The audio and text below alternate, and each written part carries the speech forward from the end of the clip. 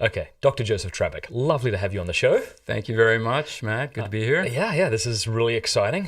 Really excited to look into Aquinas' arguments to God's existence, and like a good academic, you've printed off something for me that even has footnotes. It's amazing. Yeah, you have the Latin on mine. I didn't include it on mine. Did you print this out for me? Yeah, well, and it has footnotes in Latin. And I had meant to make several, but how things go. This is amazing. Yeah, so you have the Latin, and I'm going to have to... Well, I can't read Latin, so if you want to swap, just let me know. Yeah, it's funny. You sent me that article from, was it a French Dominican? French Sulpician, yeah. Oh, okay. Jules Besnay, yeah. Okay, yeah. So I printed it off this morning, got excited to read it, and realized half of it was in Latin, and went, I'm not smart at all. That's not true, but anyway. It's so lovely to have you on the show. For those who are watching and are not sure who Dr. Joseph Trabbic is, tell us a bit about yourself. Well, I teach at Ave Maria University. I teach philosophy there. I've been teaching at Ave since 2006. And right now I'm the chair of the department. We switch off on it. It's basically administration, something I'm not good at, right? I can't wait till I'm not chair anymore. So my main interests are St. Thomas, medieval philosophy, Heidegger, in systematic areas, metaphysics, philosophy of religion. I love that your phone just binged. Yeah. Is that your wife? Wondering why you have... No. Wondering why I haven't shaved. That's what I was going to say, because you brought that up earlier. Yeah. Honey, I'm sorry I didn't shave. It looks good. It's masculine. I didn't have time. So what did you do your dissertation in at Fordham? I did it on St. Thomas and Heidegger, on the problem of ontotheology. Wow. Yeah. Okay, well, I'm not going to ask what that was about, because I've learned that you don't ask somebody what their dissertation was on. We could go on for several hours, yeah. Well, I saw actually you gave a few lectures with the Thomistic Institute. I think one of them was on this. I gave one lecture. It was on, it was on religion and postmodernism, which is a related topic, sure, yeah. And I should mention my dissertation director was Father Joseph Katursky, who recently passed away. He was a great Jesuit. It's very, very sad that he's gone. He was a great dissertation director. But I know a lot of people are mourning his loss. This is recent, very recent. Yeah. But it was last month, I believe. Yeah. So, yeah. Okay. So we're going to be talking about Thomas Aquinas, his arguments for God's existence and things like this. Bit of your background. Were you always a Christian? Did you ever wrestle with the faith? I'm a cradle Catholic, but I wasn't always really interested in my faith, right? So high school, beginning of college, it wasn't at the center of my life, right? I did eventually come back and... and I wasn't always interested in philosophy either. I only started becoming interested in philosophy after reading the autobiography of Fulton Sheen and his when he talks there about his studies in philosophy. I thought, well, that sounds cool. I should study philosophy. So that was after my sort of reversion, which would have been early 20s. So yeah. Yeah. Excellent. Yeah. I studied philosophy, undergrad and masters. Okay. Yeah. Okay. And it was like when I started reading the great philosophers, I'm like, this is kind of what I was thinking about in seed form when I was going through my angsty teenage years. Sure. You know. Yeah. I think you see a lot of that. We're talking about Aquinas. I think you see a lot of that in Aquinas. Things that. What he does, and I would say Aristotle too, he brings to light things that you already had some kind of intuition of or understood, but hadn't quite formulated in your mind. And you see, okay, right, I get that. Yes, I recognize that that's true, right? This is how I had seen the world as well, right? Just basic things like substances and accidents and that sort of thing. Different kinds of causality, right?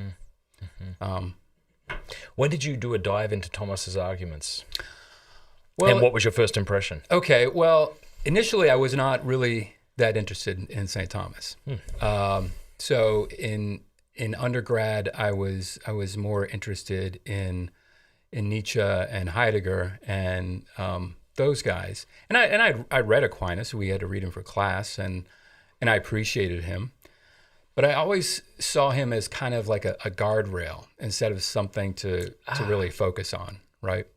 So I thought, okay, yes, St. Thomas is right. Got to follow St. Thomas. But I'm not really going to focus on St. Thomas, right? So if what I'm reading comes up against the guardrail, I'll know that there's a problem.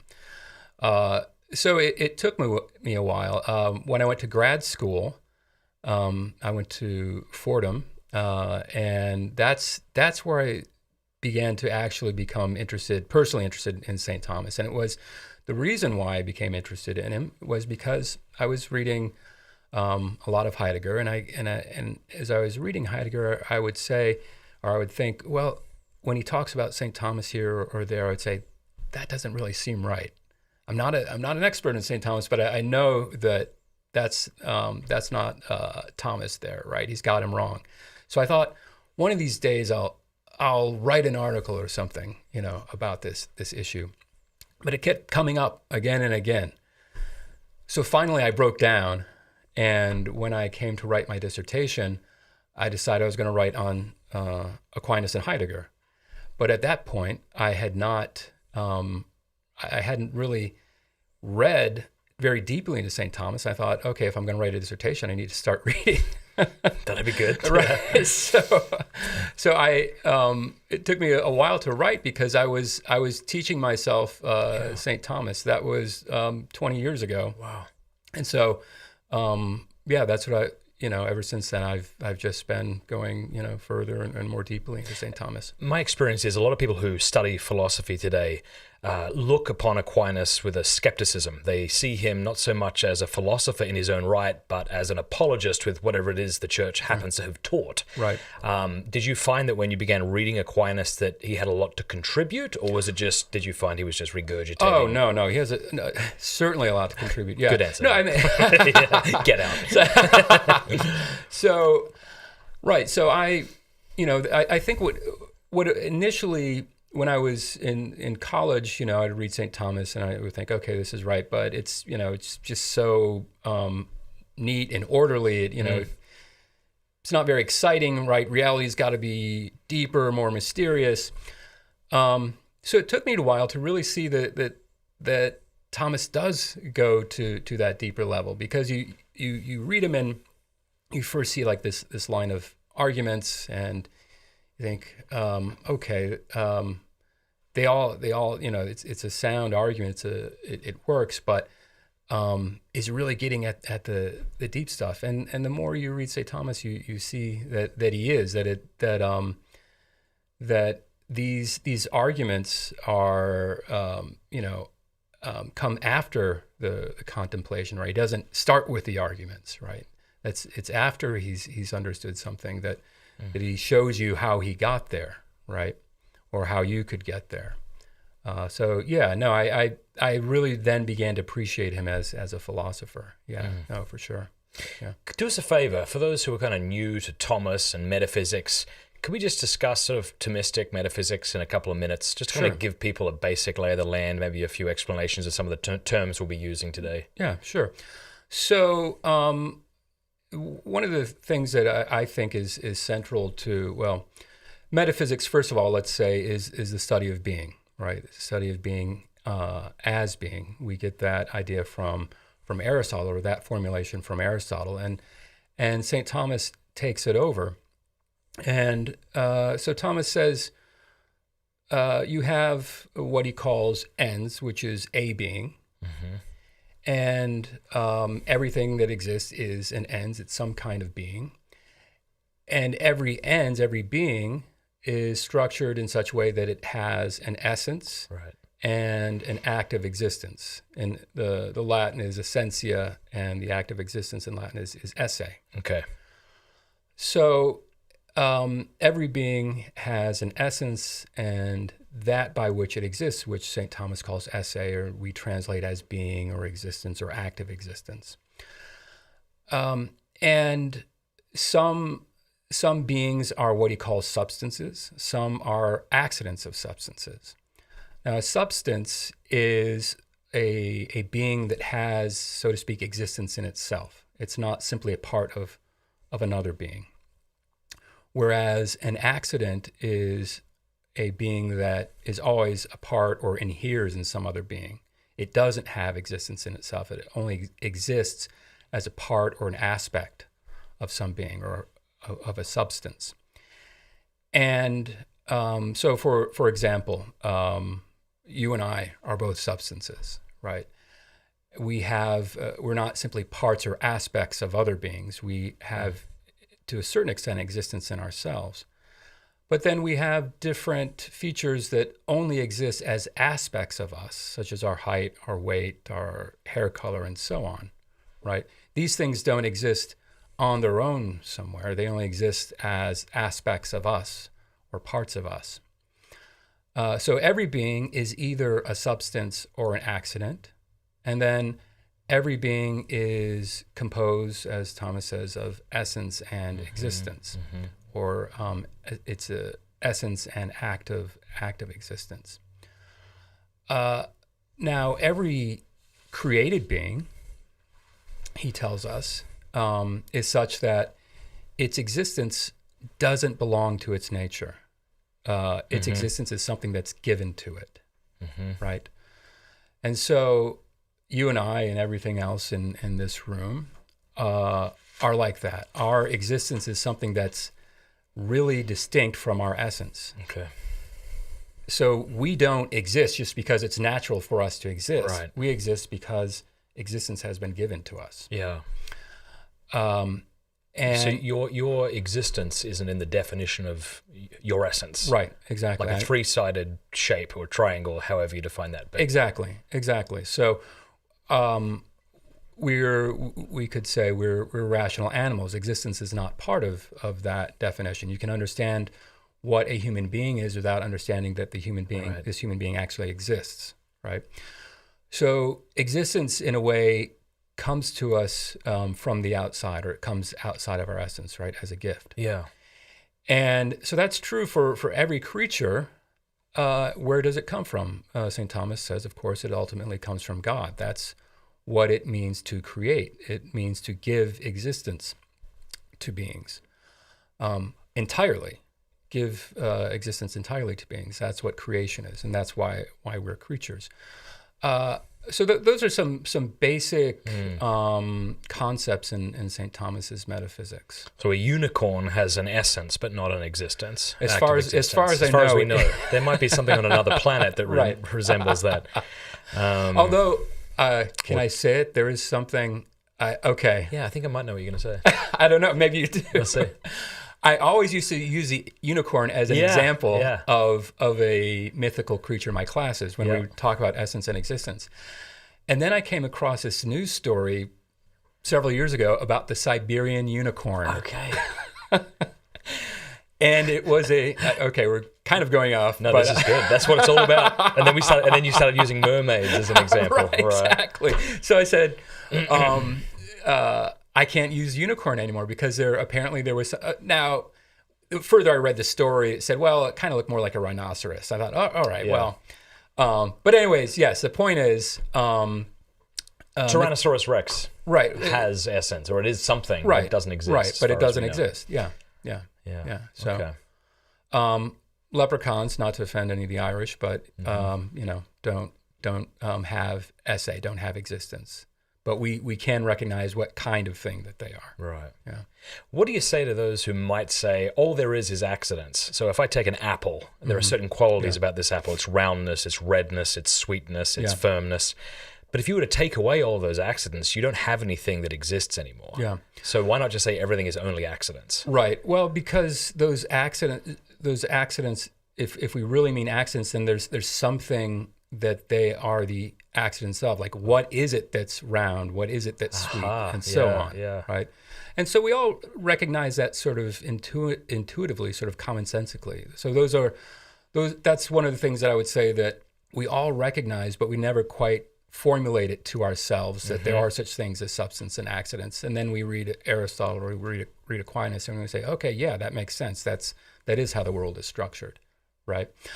But right, so nothing is just accidents. It's there. We recognize that it's something that is... And substance, etymologically, doesn't that mean under? Like it stands right, under? Stands under, right. So that's one way to yeah. understand substance, is that it is, so to speak, what underlies the accidents, right? So it's the subject of the accidents, right? The accidents are, in that respect, sort of predicates of it. Okay. Any other terms we need to know before we start digging into these? Yes. Let's talk about causality. Yeah, causality, right. So following Aristotle, St. Thomas will distinguish 4 different kinds of causes. There is he starts off with a formal cause and material cause. The material cause of a thing, of a being, of a substance, is what is the stuff that it's made out of, so to speak, right? So these mugs here are ceramic. That's their matter or material cause. The form, then, there are different ways to understand form. Very primitive, basic ways to say, well, it's kind of the shape that the matter is in, right? So we have the ceramic, the clay that the mug is made out of, which is the matter, and then we have the shape, which we could call its form. But there are other ways to understand form that are related to it.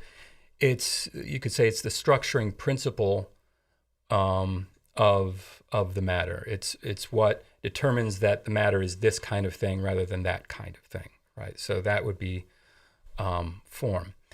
Then we have what is called the efficient cause. The efficient cause would be that which brings, if we stick with the example of the mug, it's the person who made the mug. This is usually what we mean by cause in modern English. So when we speak about cause, we usually mean what St. Thomas or Aristotle would, well, Aristotle calls it the moving cause, Thomas calls it the efficient cause. Oh. Right, that's what we usually mean when we talk about cause in our modern languages.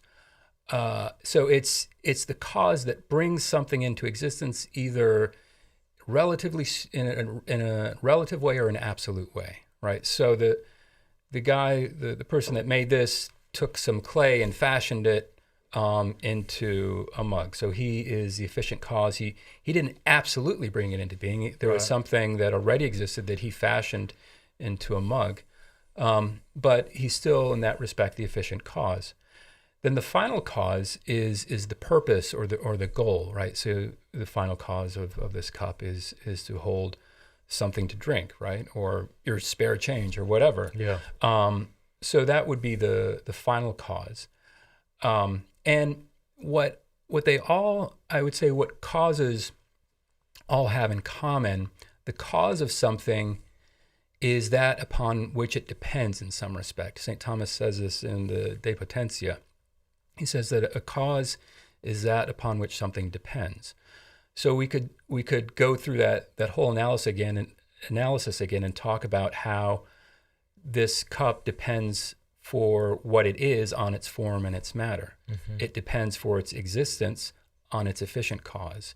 It depends on its final cause for in a way that's what guides us to when we're making a cup or a table or whatever. Yeah. Its form depends on the final cause, what the purpose is. Yeah. So kind of 4 explanations, like four.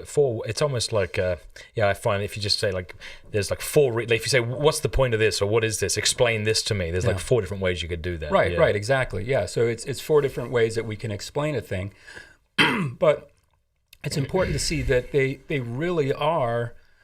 Yes, they're explanations, but they really do belong to the thing that we're talking about. Okay. Right. So the form is really there. It's a real principle. The matter and so on are real principles of it. Okay. So I think that one more thing about causality, I would say, is what came to be called the principle of causality. And that is simply the idea, and it especially pertains to the efficient cause, that nothing can give what it doesn't have. Okay. Right? So a cause can only be a cause of a certain effect if it has what it takes to bring about that effect. So it has just enough reality to produce it, or it has more than enough reality to produce it. So I couldn't make a cup if I don't know how to make a cup, right? And I could not only be able to make cups, but all kinds of things with clay. So I would have more than what's required to make a cup. So the cause, the efficient cause, in order to bring about the effect, has to have reality that's sufficient to bring about that effect. So you can't get something higher from something lower, so to speak, which is, then some people, when they talk about evolution, want to say that it's a refutation of the principle of causality. But that's another episode. Yeah. What would Nietzsche have to say about what we've shared so far about these metaphysical terms? Since you said you were into him. Yeah. So Nietzsche thinks of, you read a different book of Nietzsche, you read, he says something else, but just taking some statements he makes, he speaks of being, for instance, as the last trailing cloud of evaporating reality, right? So it's nothing, right? What is being, right? You've got this cup here, you've got its different aspects. That's it. Where's the being? That's what I was saying earlier with the accidents. Yeah. And that's all you got. Yeah. So being for Nietzsche just is kind of an empty concept, right? And he would say about the causes. There's a side of Nietzsche where he, somewhat like Kant, wants to say that how we see the world is a projection, right? Or it's not the world itself, it's just our interpretation or what we've projected. You take that away and there's no world. So he would say, at best, the different features of this cup that I've just talked about in terms of the four causes are a projection of my mind. It's not something that's really out there, right? And being, that's just an empty concept. Yeah. It's such a fascinating discussion as to how we got to Kant, trying to save science from Hume, presumably, going back to Descartes, and how you get that toothpaste back in the tube. Like once you start looking at reality and saying, this doesn't actually exist the way we think it does, how do you even argue against it at that point? How do you bring people back to that kind of more innocent and pure way of looking at reality, the way Plato did? Right. Well, one way is to see how this projection idea that you get in Kant, you already see it starting in Hume, as you mentioned, and then it's more systematized in Kant, and then you find it again in Nietzsche, and so on. One way to do it is to show how that this approach to reality, which we could call constructivist or projectionist, is self-refuting, right? Because there has to be at least one thing that isn't projected, and that's the one doing the projecting, right? The presumably, unless Hume's right. But you can't you can't have a projector doing the projecting if it doesn't exist in the first place. Right? You don't. My consciousness doesn't bring it into existence. My consciousness is something that's already there, given, right? Apart from anything that I do. Wasn't this kind of how phenomenology got off the ground, with Husserl going back to the things themselves? Was this a kind of being fed up with looking at, Right. I think that Husserl saw that, the problems with modern philosophy. He had an appreciation for Hume and Kant, but he thought that you could take their approach to a certain extent, but actually get to reality. Yeah. Right. And you did that for Husserl by bracketing off your presuppositions and just paying attention to things as they give themselves. Right? Imagine. Yeah. What a novel concept. Sorry, it's very belittling. Obviously, he's brilliant, but it just sounds so obvious, doesn't it? Yeah. Yeah. Do you know when I was a teenager, I was a solipsist without knowing what that was? I had a bout of solipsism for about, I don't know, maybe a month. I got really afraid that no one else existed. Yeah. So what happened? Have I talked about this too much, Neil?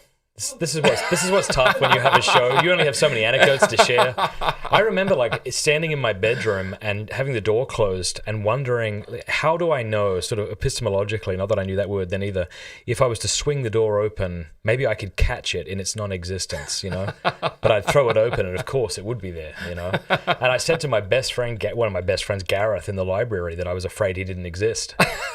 And he tried to convince me that he did. He was concerned for me. And I just thought, well, that's what you would bloody say. Did he slap you? Did he punch you? He should have. Okay. Who did the slapping? My projection. But it's a scary rabbit hole to go down. Yeah. I actually, you familiar with the philosopher William Lane Craig? Yeah, sure. He talks about, well, actually it was Plantinga who I think first, well, many people have spoken about this, but the idea of God being a properly basic belief that isn't based upon other beliefs that I have, but it's just part of my immediate experience. Yeah.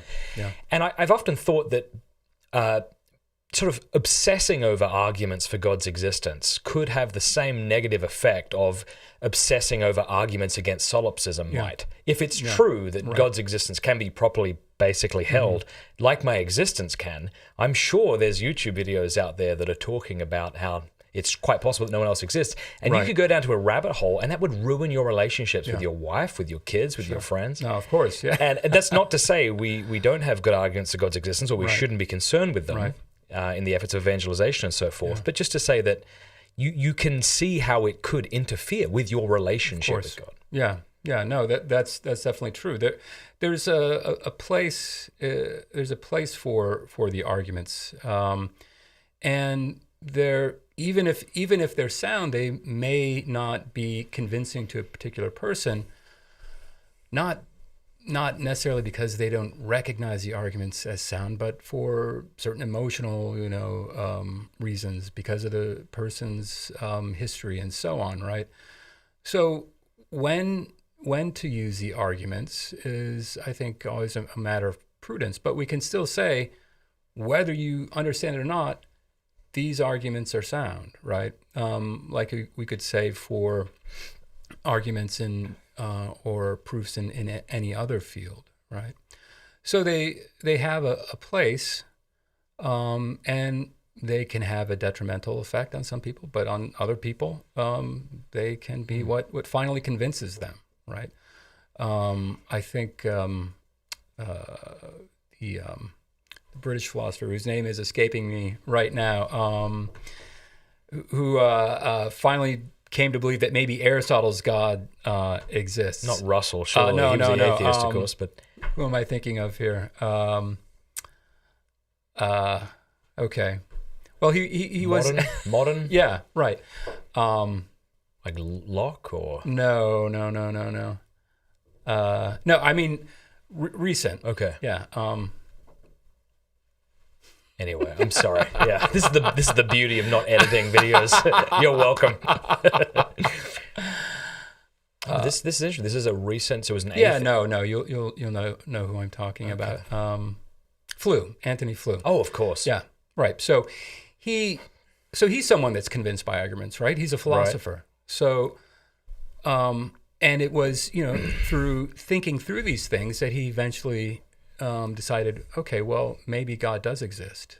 I think for him it might have had something to do with evolution, and he couldn't understand the gap between living and non-living. So there the arguments again do have a place, but they're not something that is going to be useful for everyone, so to speak, even if they are sound. So Aquinas famously says, in line with Scripture and church teaching, that we don't need faith to know God exists, that God did reveal his existence to us, and of course that can be beneficial if you can't think your way through some of these arguments because you don't have time, or you're like me and you don't have the greatest intellect or something like that. But so that's helpful, but in principle you can prove God's existence. Vatican I define that. Yeah. Whenever people think of Aquinas, one of the first things they think about is his 5 proofs for God's existence. Right. And I was reading, is it Light of the, what is it? Father Thomas Joseph White's excellent book on Catholicism. I'm forgetting the name of it, but he said in a footnote, I think there was about 20-something arguments for God's existence from Thomas Aquinas. Right. I thought, what? Yeah. And then it was our friend John Paul West who put us in touch and said that you had done some work on this. So introduce us to this before we delve into the individual arguments. So St. Thomas has... everyone, many people know the 5 ways. And people who know Aquinas know that, there's a 5 ways, but he also has other arguments. But even people who know Aquinas fairly well don't know all of the arguments that he has for God's existence.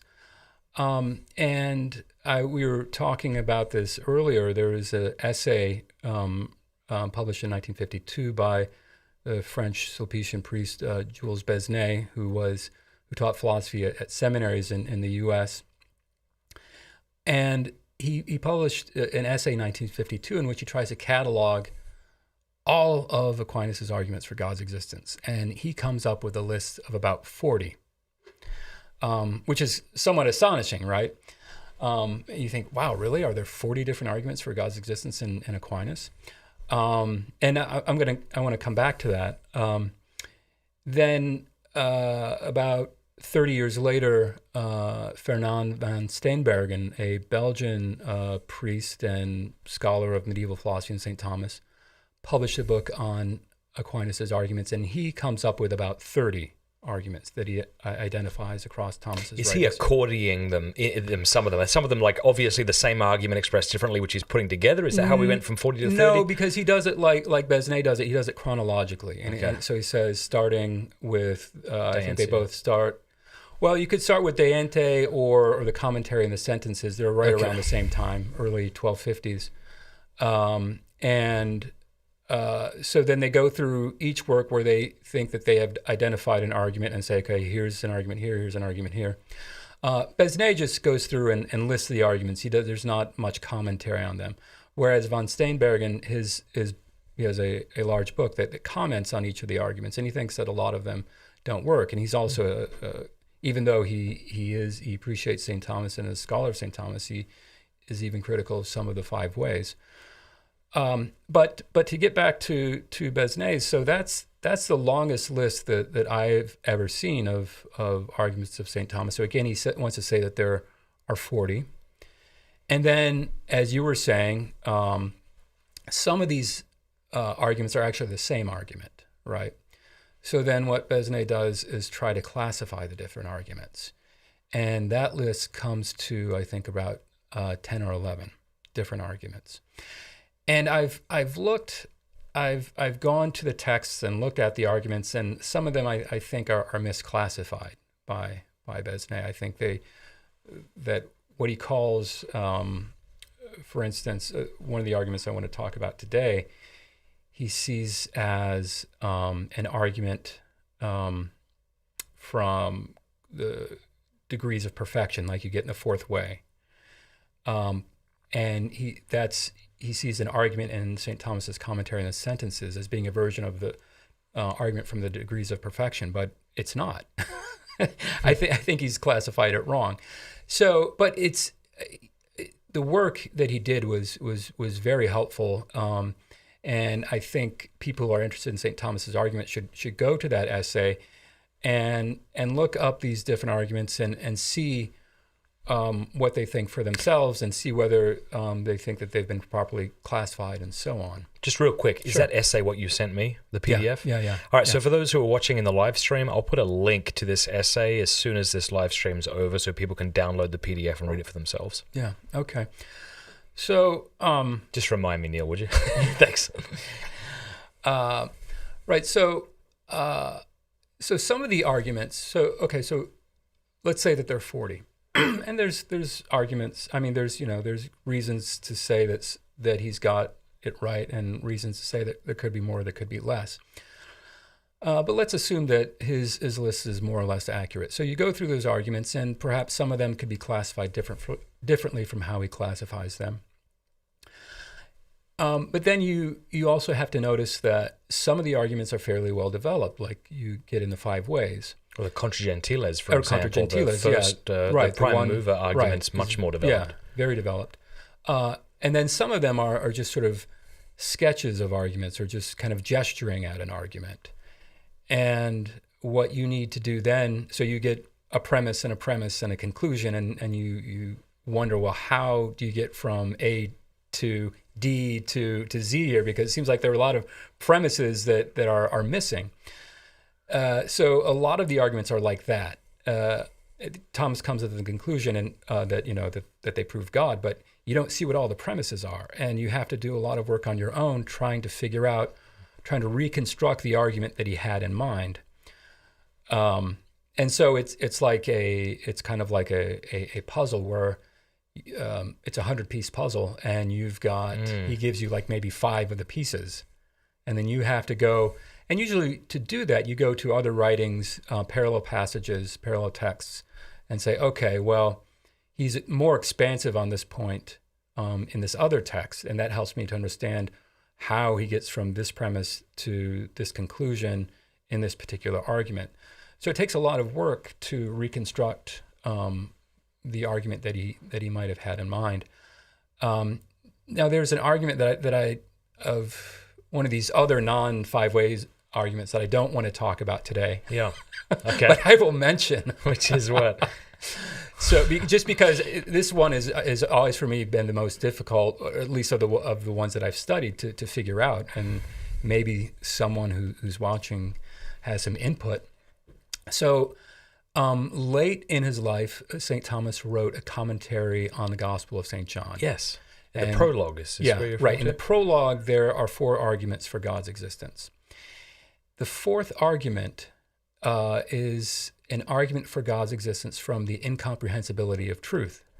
And immediately you think, how could that be an argument for God? You understand it, therefore. Yeah. Right. And so just to interesting. So just to set it up and show why it's difficult to figure out. Yeah, please. He says there are some truths that we grasp, and they are therefore finite truths because we can grasp them.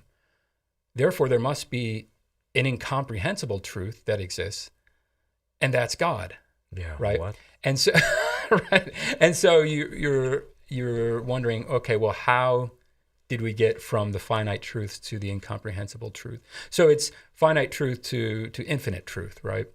So I think what's going on there is the reasoning is that in some way the finite implies the infinite, right? But he's talking about this especially with relation to truth, connection with truth. And that's an argument for God's existence, but it's very difficult to figure out what the reasoning is there, right? So I present that as one that I don't want to talk about today. Yeah. So now, right. It seems to me that whenever we come up with an argument for God's existence, we have 3 starting points. Mm-hmm. I'm thinking about this on the fly here. Let's see if I'm right. We have the external world. Mm-hmm. We have the internal world, our subjective experience, and then we have the definition of God. I can't think of any other starting point. Yeah.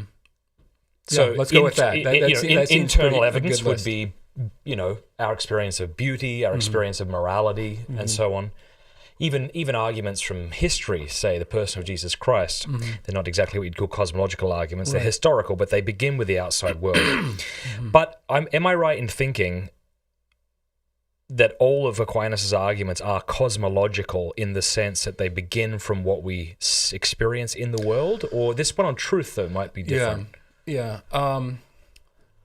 Right. So the one on truth seems to be talking about an argument from an internal evidence, right?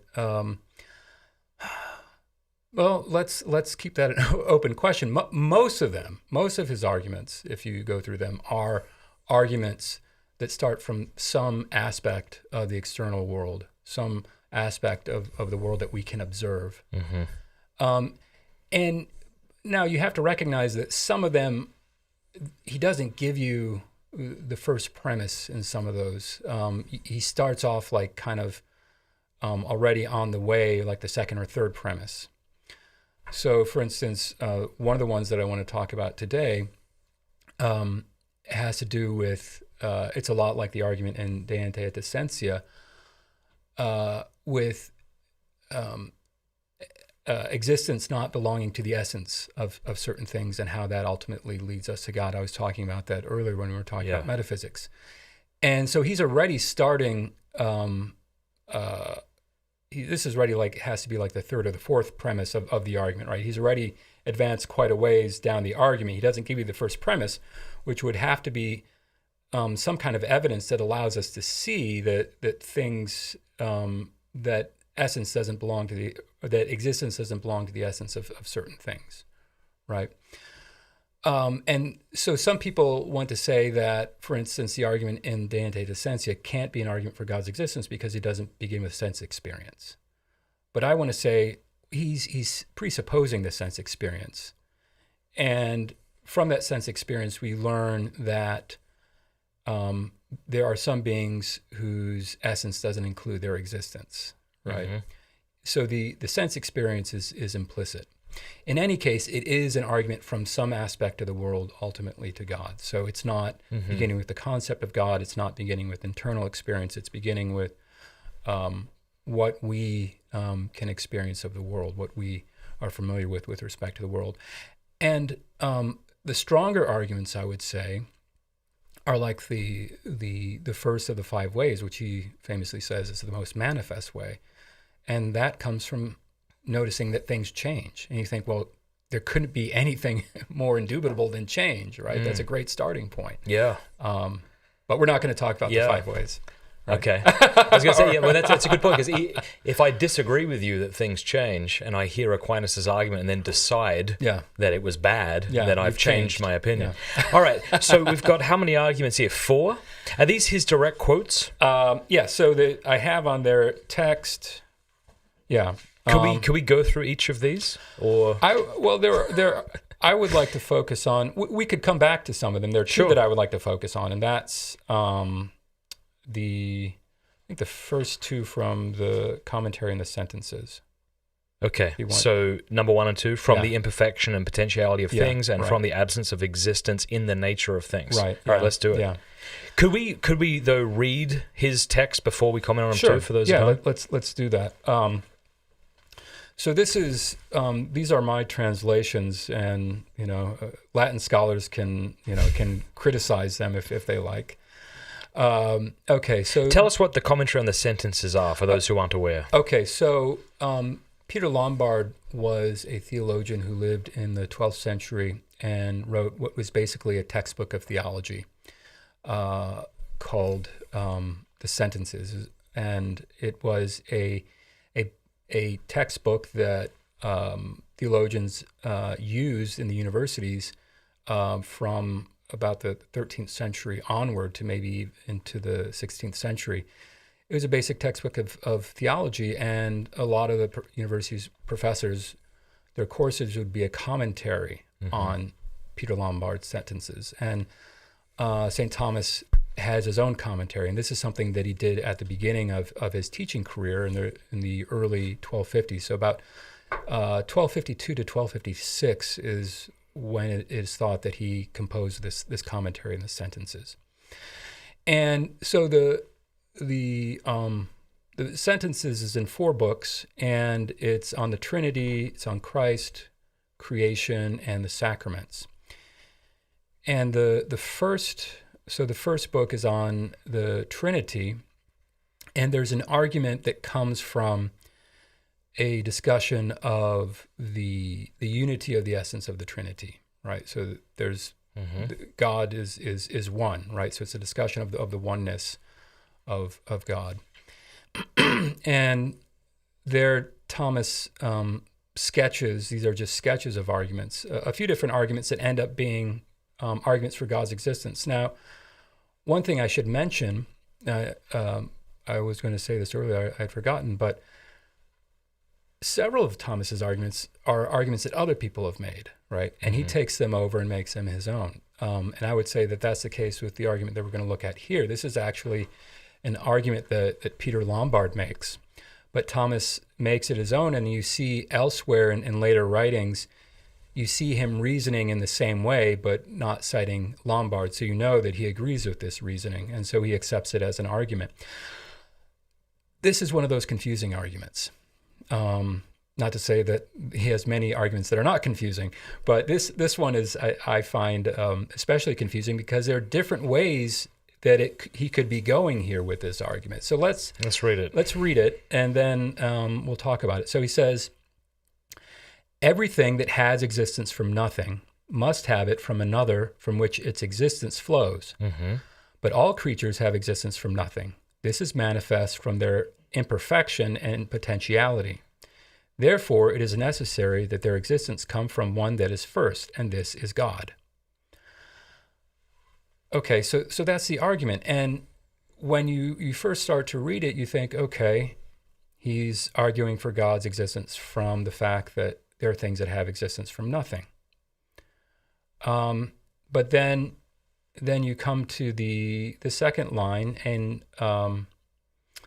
after there's a semicolon there, mm-hmm. he says that this existence from nothing, we know that there are things that exist from nothing because they are imperfect and in potentiality. Right. So then you think, okay, so then it's an argument from imperfection and potentiality. And actually, Besnay, that's how Besnay classifies it. He says this is an argument from the imperfection and potentiality of things.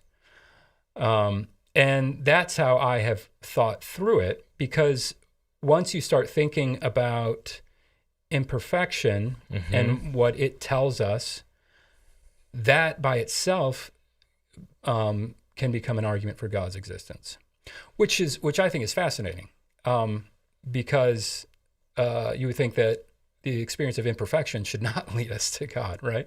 Only the experience of perfection should, and that's kind of what the fourth way does, right? It's degrees of being. Yeah, and so here he's telling us that it's the imperfection of things that can lead us to see that God exists, but it's also evidence that things exist from nothing. So let's think now. Just real quick here, like in the five ways, he's talking about a hierarchical series of causes, not a chronological one, right? So this isn't some kind of Kalam argument, right? No, everything that exists has from nothing must have it from another, right? Would you say, like, assuming the universe is eternal, this argument still is coherent? Because yes, so I think if maybe we could go off on a small tangent here, we should talk about the difference between accidentally ordered causal series and essentially ordered causal series, which you're getting at when you're talking about the Kalam argument. So we have a cause and effect, and Thomas says that some causes and effects are accidentally related, and some of them are essentially related. Okay, what does that mean? Well, an essentially related cause and effect have a relationship such that the effect can only exist so long as the cause does. Mm-hmm. So if the effect exists now, the cause must exist now. Sun and sunlight. Yeah. Right. Bowling ball on a pillow, the indent. Right, exactly. Yeah. Or a singer like the song sung by a singer. So if a singer is singing a song, it's pretty good alliteration. It's good. If a singer is singing a song, if that singer ceases to exist, so does the song, right? Because it depends on the existence of the singer. Essentially, yeah. Okay, so that is an essentially ordered causal series, and all of Thomas's arguments for God's existence think of causality as essentially ordered causal series. That's what he's talking about. Accidentally ordered causal series is a causal relationship in which the effect can exist even if the cause ceases to exist. So this table right here, whoever made it could cease to exist, and the table will go on existing, right? The second domino isn't dependent on the first one, right? Or the fifth domino isn't dependent on the first one. Yeah, right, exactly. So, so all of Thomas's arguments, he presupposes that what we're dealing with, what we're talking about, is an essentially ordered causal series. So if the effects exist right now, then their ultimate cause must exist right now. And of course, gotcha. For Thomas, that's God. So we're not saying this is. We're not, as you said before, this is not a chronological. This is not a historical causal series going back in time. It's talking about what is the case right now. So what do we mean then from nothing? Everything that has existence from nothing. What do we mean by from nothing? Right. So it sounds strange, right? Because if it's something, it couldn't have come from nothing. So what does Thomas mean here? What he's saying is that its existence comes wholly to it from that upon which it depends for its existence. Okay. Such that there was nothing that its cause that already existed, and the cause took and refashioned it into this thing. So like that's the case with these cups, right?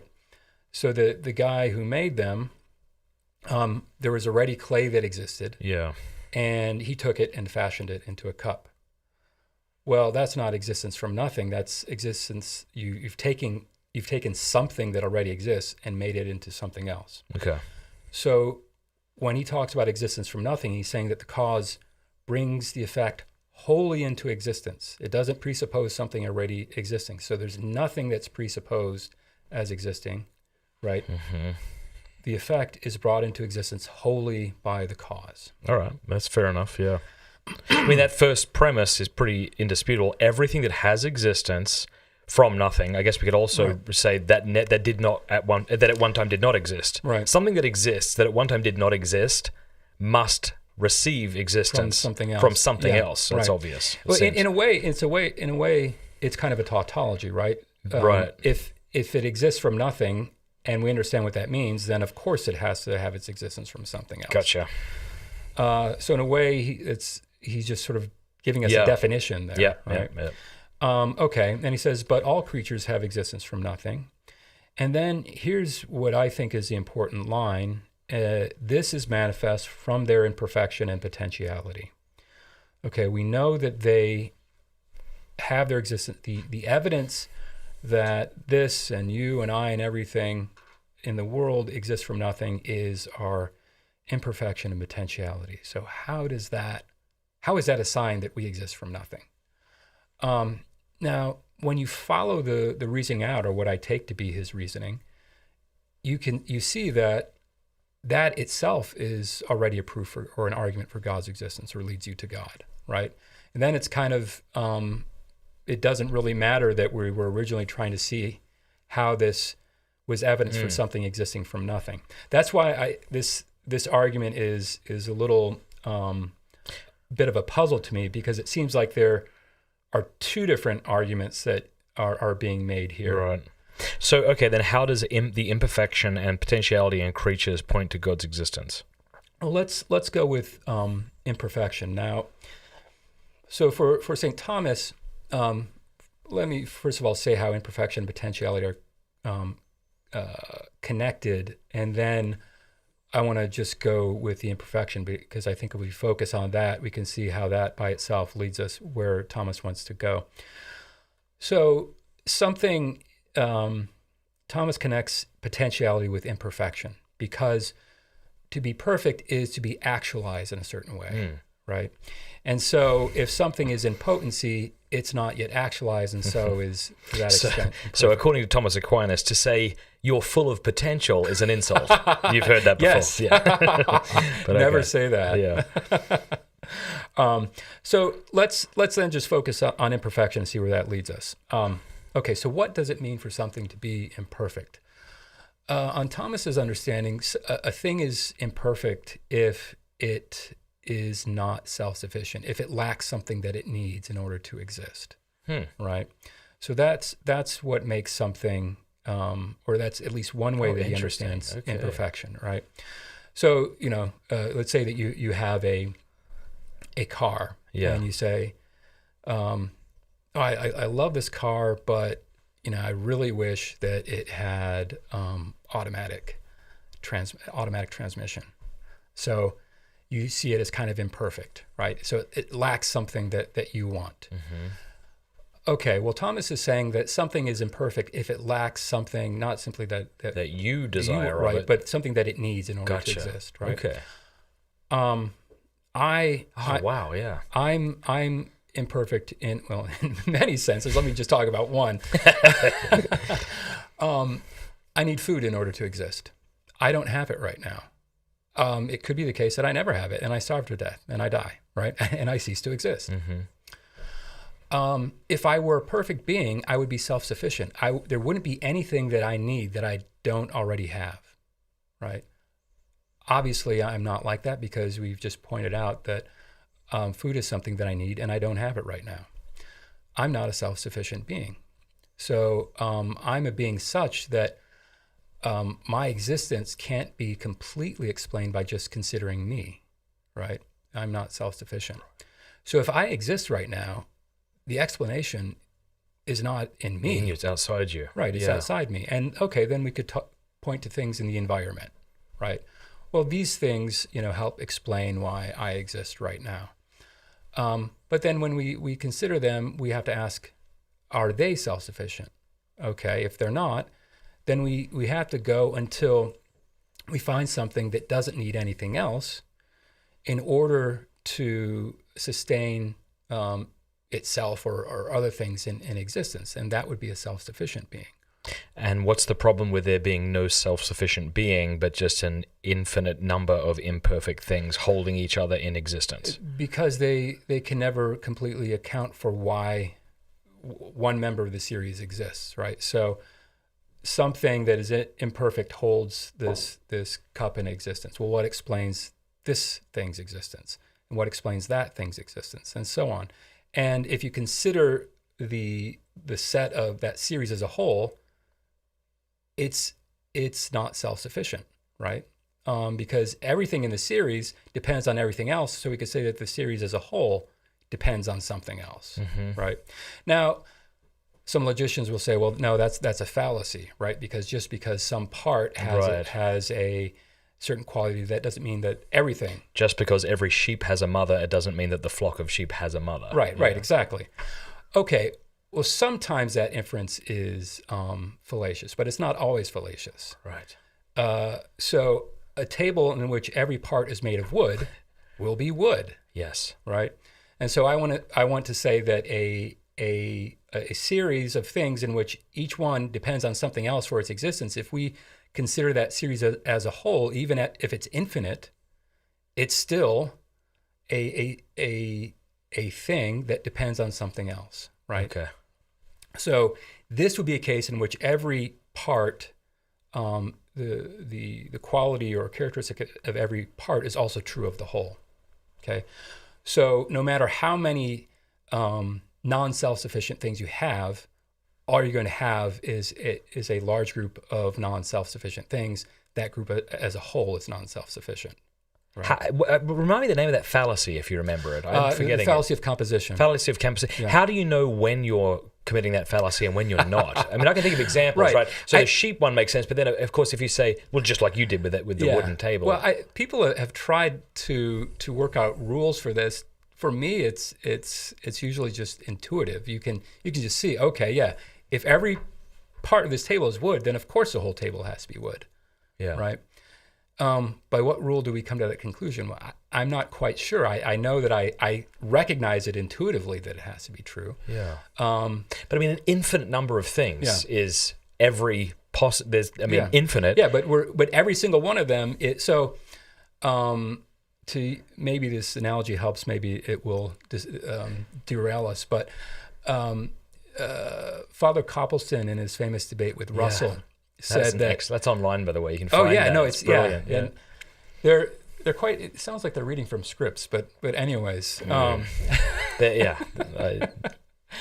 no, it's a great debate. So Father Copleston says, well, if you have chocolate and add chocolate, no matter how much chocolate you add, you're always going to get chocolate, right? So you could take one piece of chocolate and add an indefinite number of pieces of chocolate. You never get vanilla, right? It's always going to be chocolate. So if you have one non-self-sufficient thing and add another one, you're never going to get a sufficient something that's self-sufficient. In totality. Yeah, something that's self-sufficient. Okay. Because everything is non-self-sufficient. So that doesn't really give us an explanation for why anything in that series exists, right? Yeah. It can give us a partial explanation, right?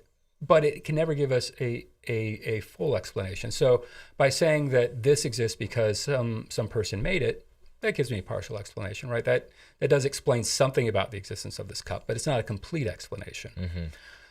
So pointing to other non-self-sufficient things, we can say, okay, yeah, that tells us something, but that's not a complete explanation, right? It's explanatorily speaking, it's incomplete. So in science, for instance, science can tell us a lot about ourselves and about our world, but explanatorily speaking, it's incomplete. It doesn't tell us everything. It doesn't completely explain why we exist or why we behave in certain ways, right? So what I'm saying is that yes, we could say we could go on and on with the explanations, right? But none of them is such that it gives us the final reason why something is the case. This reminds me, here in Steubenville, we have trains that go through every other day or every day, and they blast their horn for some reason that I don't understand, but it's very loud. So why are they blasting their horn? I don't know. Maybe there is a reason. I don't know it. That's probably the more epistemologically humble way of viewing it. But, you see the boxcars, and I thought to have this conversation with my daughter yesterday, why is that car moving? Well, the one in front of it's pulling it. Why is that one moving? It's something similar. Right, exactly. Yeah. So there has to be... If you have an infinite series of boxcars, you still don't have movement. Right, exactly. Here's something, and maybe we'll see if this is helpful. So let's suppose that we have this amazing invention. It's a box that generates electricity all by itself. It doesn't need to be plugged into anything else, right? Mm-hmm. It just generates electricity all by itself. You plug your stuff into it, it will run, and it can do it all by itself. So let's say you have your TV over there, and you have the cord coming from the TV. You put an extension cord on it, another extension cord into this box, right? Mm-hmm.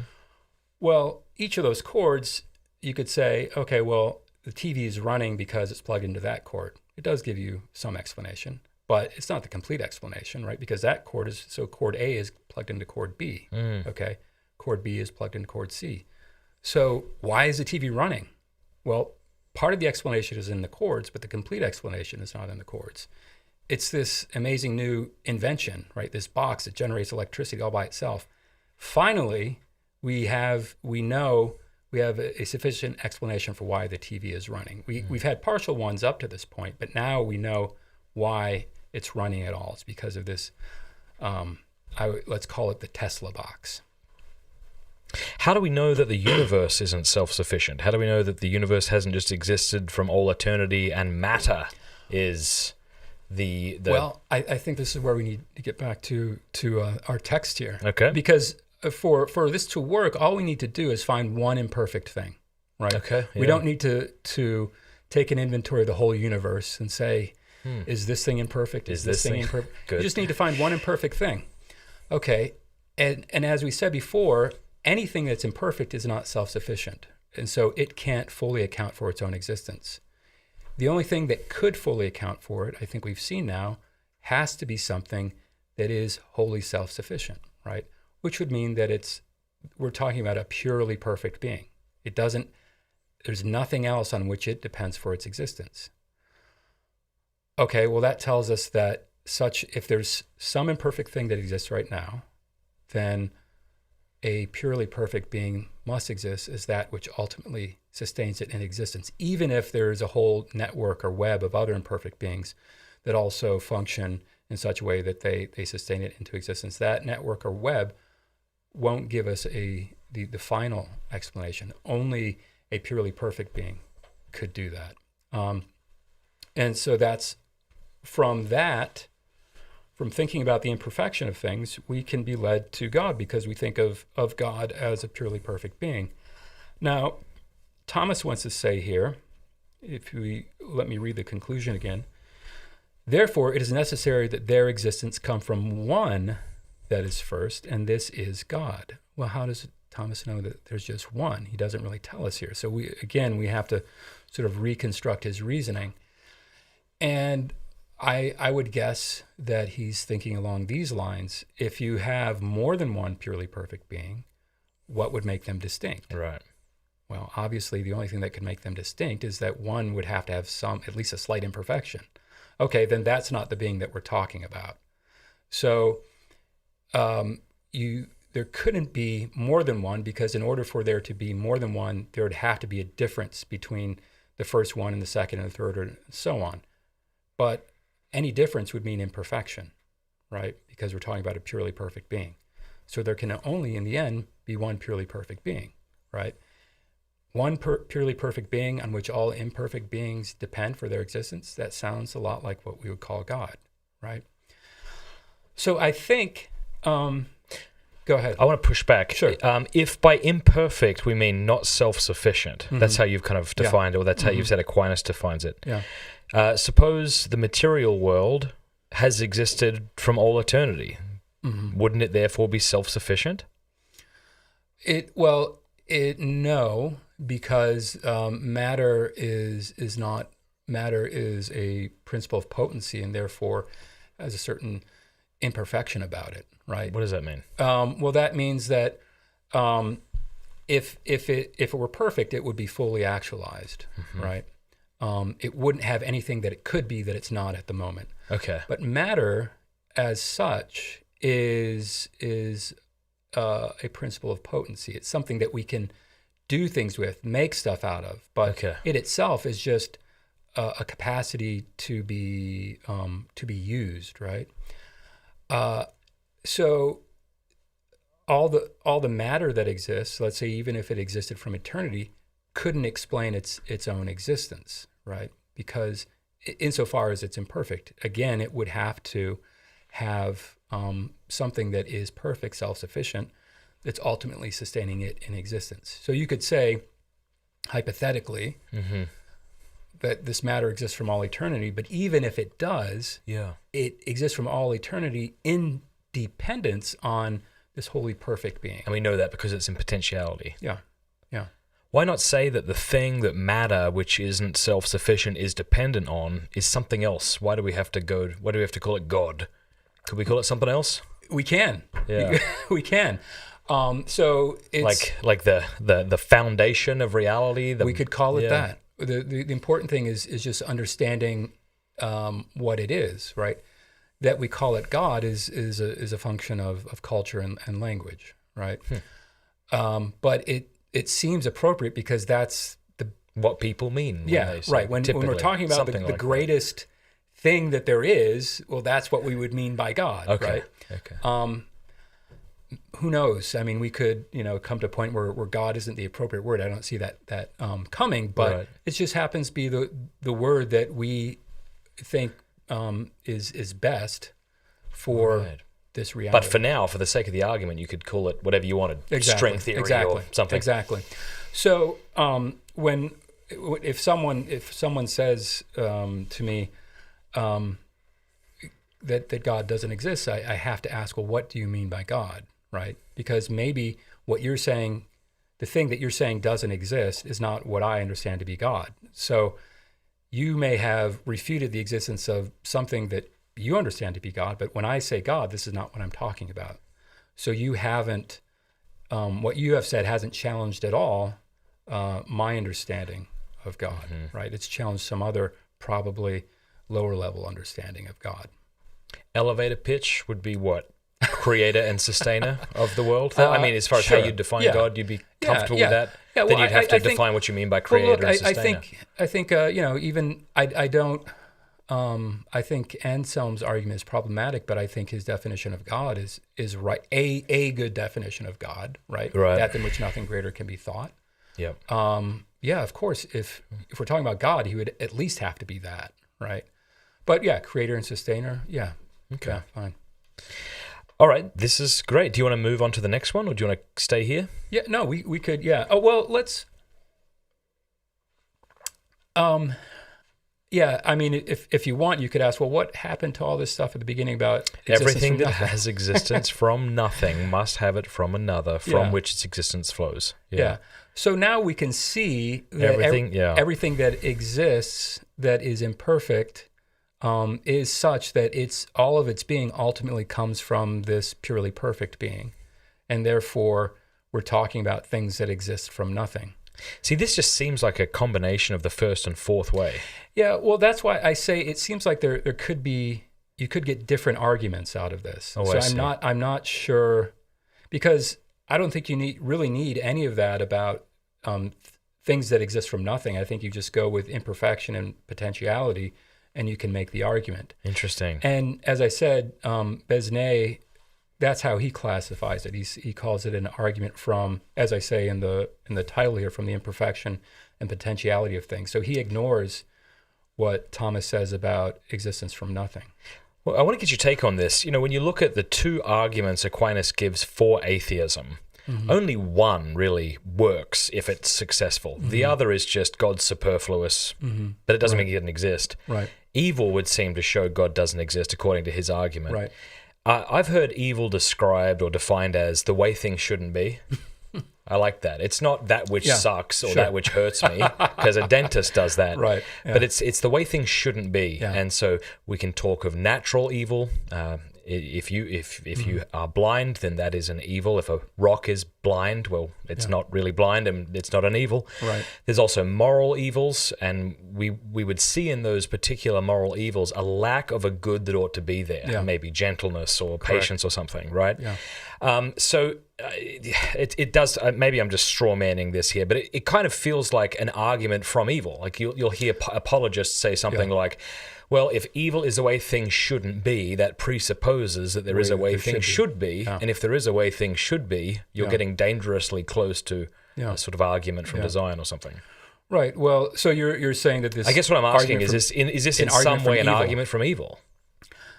Although for you not to be self-sufficient isn't either a moral or a physical evil. No. But when I do bad things, or when I suffer from something, that is an indication that I'm imperfect, because if I were perfect, that would never happen. Okay. Right.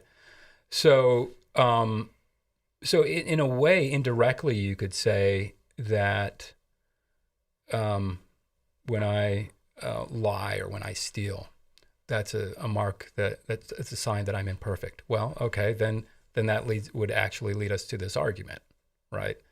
So in a kind of indirect way, you could say that that evil could give us indirect evidence for God's existence, but not in the way that, supposing that in the way that there's a standard and we see that that this doesn't meet the standard, and therefore that tells us that the standard must exist. Not quite in that way, but in the way we've just been saying, how non-self-sufficient beings imply the existence of a self-sufficient being. Right. Okay, yeah. All right. Shall we move on? Yeah. This is the second one. This is from his commentary on the sentences of Lombard as well. From the absence of existence in the nature of things. Right. And that's the title that I've given it, because Besnay actually classifies it. He thinks it's an argument like the fourth way, which we've just been talking about, from the gradations of perfection. And if you only read the first line, then I think you would say that. It does look like but that. But then when the further you get into it, you see that it's actually a lot like, if not identical with, the argument in chapter 4 on being in essence, de ante et essentia. So those at home know what we're reading. Do you mind if I'll read it and you comment on it? Okay, sure. Okay. We find that there are various levels of beings. Some are more noble as beings and others less noble. However, the natures of these things themselves does not contain existence itself, ipsum esse.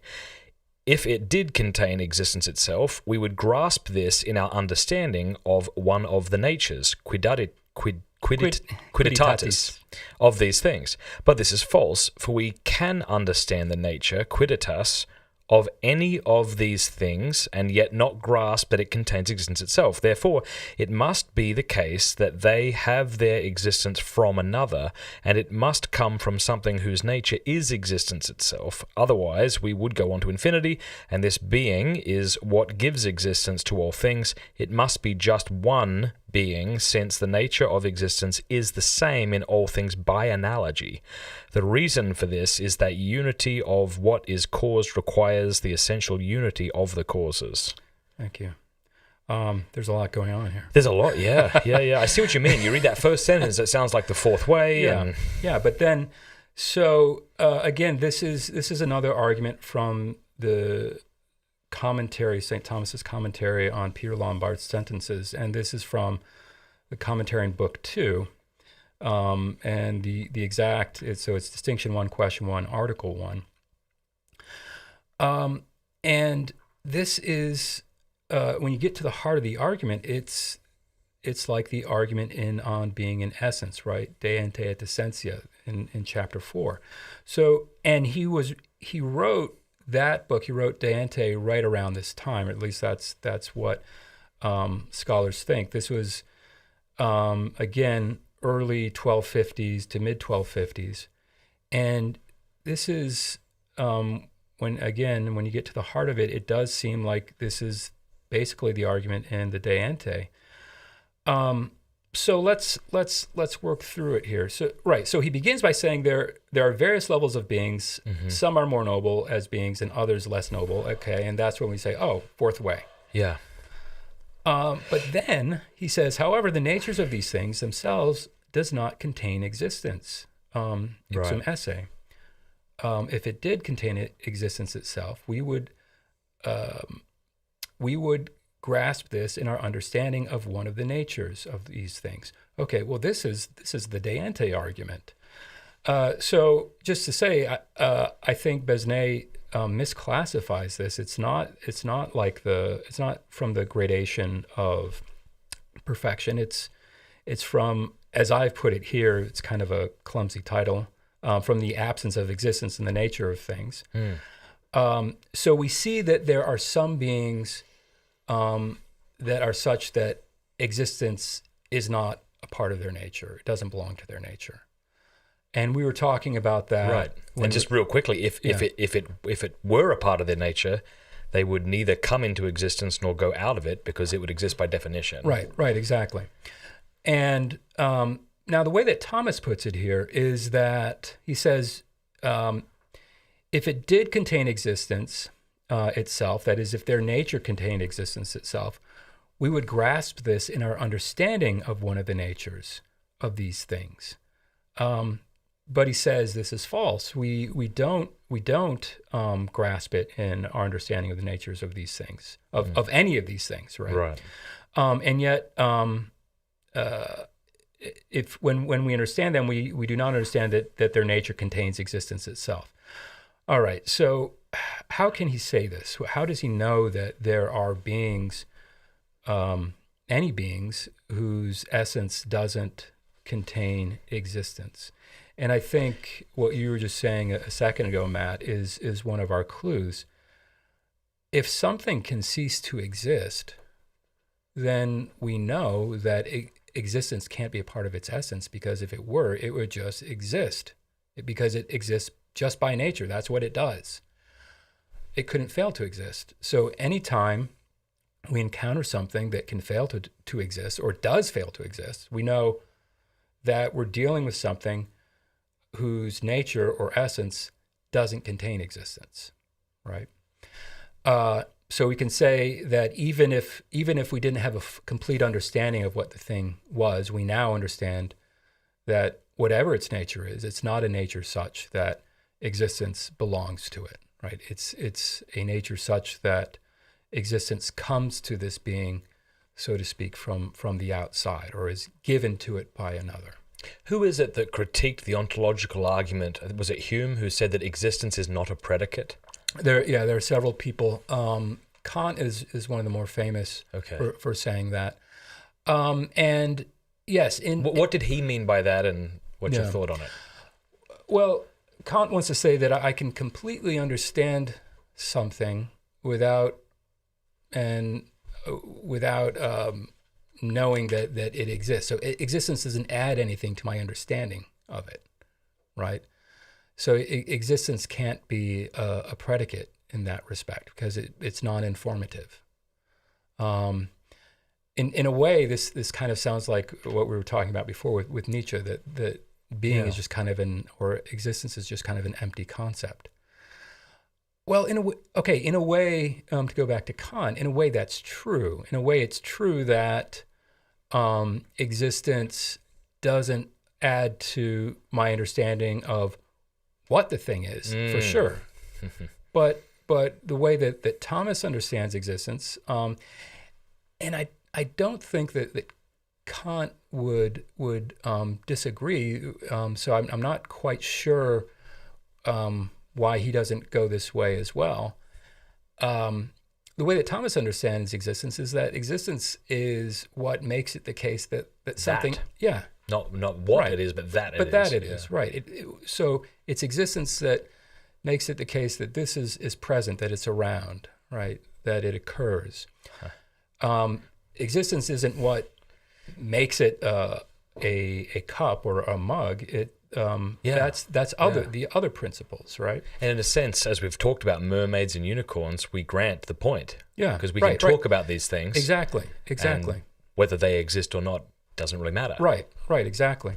So we can talk all day about something without specifying whether or not it exists. So yes, that's true, but that's not what existence is supposed to do. It's not supposed to tell us what a thing is, not until we get to God, but God is a very strange case, right?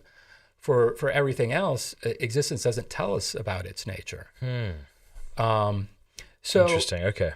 So yes, existence does, that just tells us that existence is something that comes from, as Thomas would put it, an extrinsic principle or cause, right? Not from an intrinsic principle, which would be the thing's nature.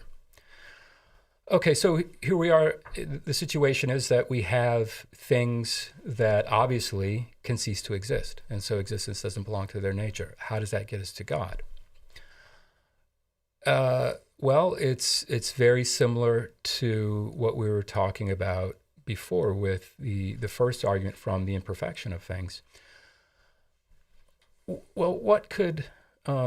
getting a lot of use out of the... the Pints with Aquinas beer stein. Patreon.com/Matt Fradd. Yeah. There, mine. I'll give you one of those, by the way, if you like. They're the greatest drinking vessel ever. Yeah, they're fantastic. And they're also great as examples. They're really good as examples. You can use this from now on in the Electron Aquinas in Ave Maria University. I will, for Take sure. Take it with you.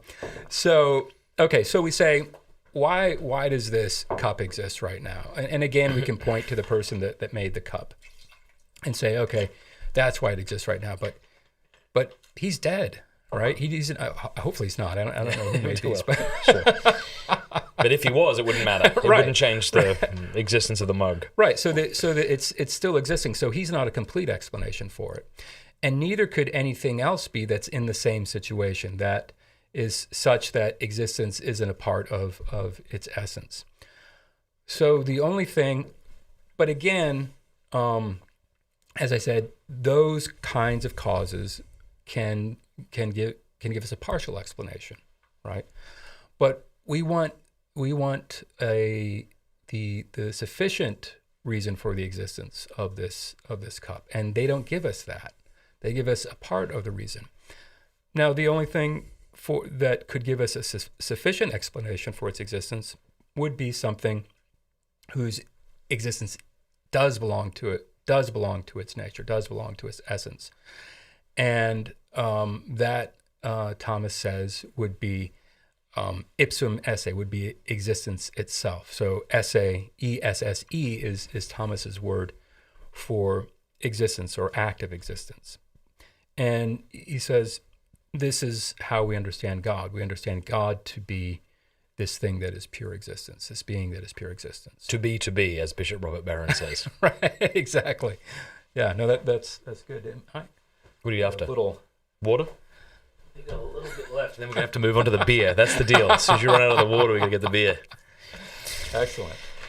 there's very little left there. So we'll go to a break shortly and come back with beers. And by beers, I mean beers. My new dumb phone has voice to text. But unless I speak in an American accent, it doesn't understand me. Right, yeah. Well, that's why it's a dumb phone. It's right, not self-sufficient and proves the existence of God.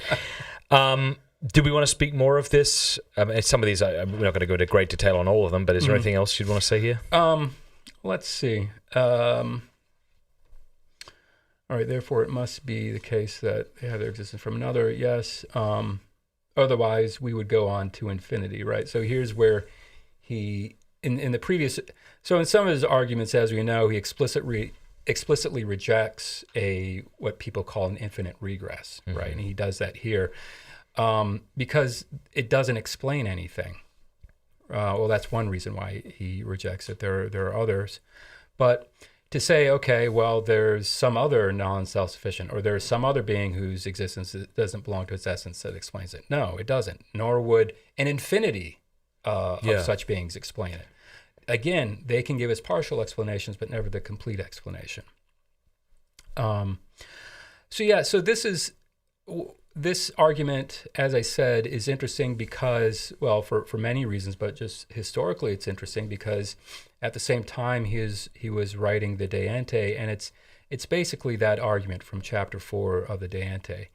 And it's mislabeled, I think, by Besnay when he says that it is from the degrees of perfection in beings. Good stuff. All right, well, let's have a break. Will you have a beer with me? I would love to. All right, let's take a quick break. We'll come back. You'll get to see what beers we have, people in the chat. We're going to go through a couple more arguments, then we're going to be taking questions from patrons and super chatters, so stick around. Thanks.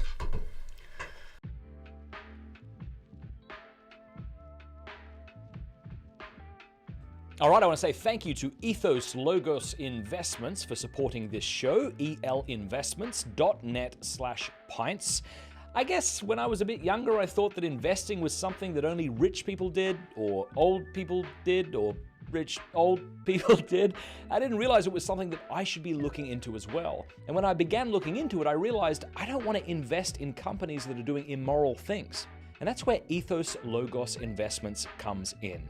They were founded to work with individuals and institutions within the United States that seek to infuse their morals into their investment portfolio, with portfolios that adhere to the U.S. Conference of Catholic Bishops' responsible investing guidelines.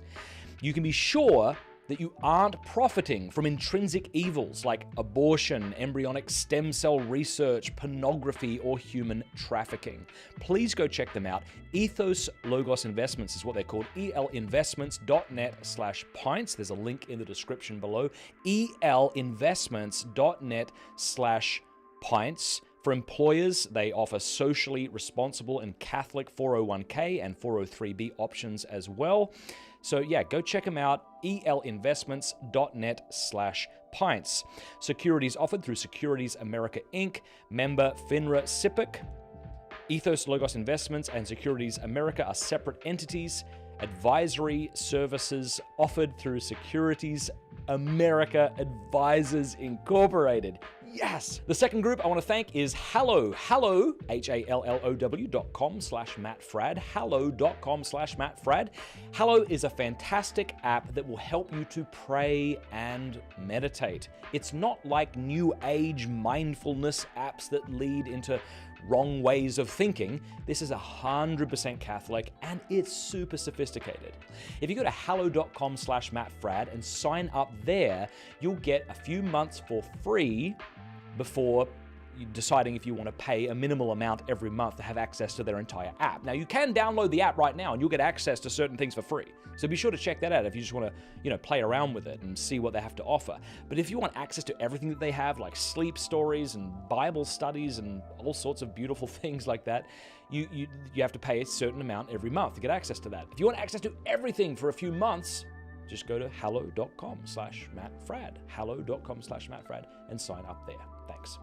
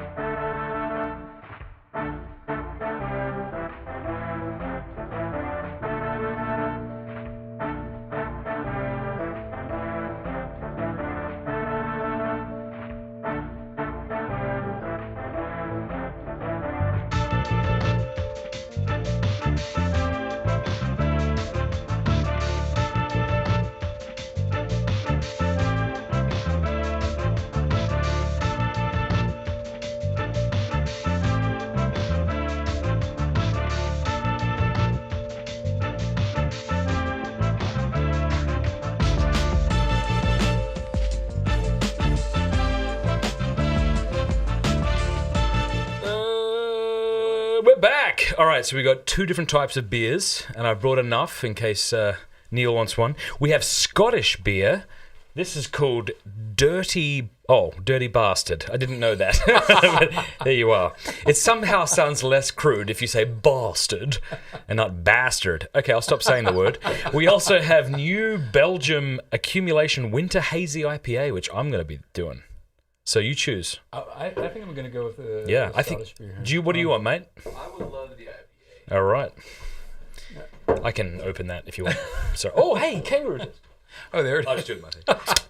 All right, so here we are. We're back. Did they all go away during the advert, or are they still here? No, everyone's here. Nice stuff. Yeah, we have 150 people watching. Sweet. Hi, everybody. Thanks for being here. I love chatting about this stuff so much. Were you into questions like this as a teenager? Like, did you enjoy questions about God and life and meaning? I was into, in high school, I was into the German... Oh, that's good beer. Do you like it? Existentialist. Yeah. I was reading Hermann Hesse and people like that. Siddhartha and... yeah. I don't know who they are. Yeah. I read a bit of Nietzsche. You've been reading Nietzsche lately. You like him? He's a great writer. That's for sure. No, he's quite funny. I mean, there are also things that are exasperating and upset you, but he has a great sense of humor, I think. Especially when he talks about Socrates, who he doesn't really seem to like. No, right? Blockhead. Did he call him a blockhead? Or just calls him ugly or whatever, I mean... Yeah. Then he died of syphilis. So that'll teach him. All right. Well, good stuff. I love what he had to say. I don't know much about Nietzsche, but his ressentiment, I don't know if he came up with that idea or not. Right. No, I think... But it's brilliant. No, it's a great insight. It's a great psychological insight. That's why we all hate CrossFit photos on Instagram. Because we're impotent and demonize the good. Right. All right. Is there an argument in particular you want to focus on? Well, I would like to...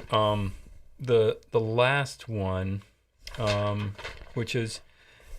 After the ones we've talked about, I think this one would be fairly easy to understand. It's from participation. And this is, so the first argument we looked at from the imperfection and potentiality of things, that's definitely not an argument in the 5 ways, right? And it's an argument that I don't really see him making in many other places. Do you want to just move over a little Oh, bit? sorry. Yeah, remember. There we go. Yeah. It's very specific. Sorry. It's an argument that I don't see him making in many Which other one? places. The first one. Okay, yeah. From imperfection, potentiality, and things. And then, the second one that we looked at from the absence of existence in the nature of things, well, again, I think that is the de ante argument in other reformulated. So that it is a fairly rare argument. Again, that's not an argument in the 5 ways. The argument from participation, which is the one that I would like to look at now, and as I said, I think this one should be fairly easy to understand given what we've been talking about. It's a lot of the same reasoning. But this too is an argument that it's maybe close to the 4th way, but it's not exactly the 4th way. Can I read it? Yeah, go ahead. So this comes from the De Potentia De, which was written in the mid-1260s, we think. And what does it mean? What's it about? It's on the power of God. So he talks about God's power. Fair enough. The third argument is based on the principle that whatsoever is from another is to be reduced to that which is through itself. Thus, if there were heat that existed through itself, it would be the cause of all hot things, which have heat by participation. It must therefore be posited that there is a being that is its own existence. This is proved from the fact that there must be some first being that is pure act in which there is no composition. Thus, from that one being, all other beings derive that are not their own existence, but have existence by participation. Excellent. So you can see in it, a lot of Thomas's arguments, once you've gotten the sort of logic in them, they unlock other arguments because you can see that he's reasoning in the same way. And one of the patterns that you see, there's always, or quite often, let's say, I don't know if I want to say always, but at least quite often, you see that there are things that that have a relationship of dependence on something, and then you come to see that what they depend on can't be another thing that's like them, that's also dependent, or that only partially explains their existence. You have to get to something that is itself non-dependent, right? Independent. And but you can come at that in different ways, and that's what I think he was doing in the first two arguments we looked at, and it's especially clear here because he says he calls this a principle, right? Or actually, I don't know if I don't know if he actually uses the word principle in the Latin. I might have inserted that. You might say the third argument is based on the idea that whatsoever is from another is to be reduced to that which is through itself. So I guess we would have to say, well, what does it mean to be from another? And do you mind if I just want to look at the Latin again here? So cool. All right, so he says, quia illud quod est per alterum. So that which is through really another than from another, but you could also say from another. That which is through another is reduced to that which is through itself. So illud quod est per se. So what does it mean to be through another? That's what we have to figure out right now. And what he's talking about is this is just another way of talking about something that's dependent on something else, right? Mm-hmm. So I exist, but if there weren't oxygen, I wouldn't be existing right now, right? If it were 10,000 degrees, I wouldn't be existing right now. So I exist thanks to a certain environment, right? If I hadn't had enough food, if I don't have enough food, I wouldn't be existing right now. So you could say that my existence depends on all of these factors, right? So I am, in a sense, through them.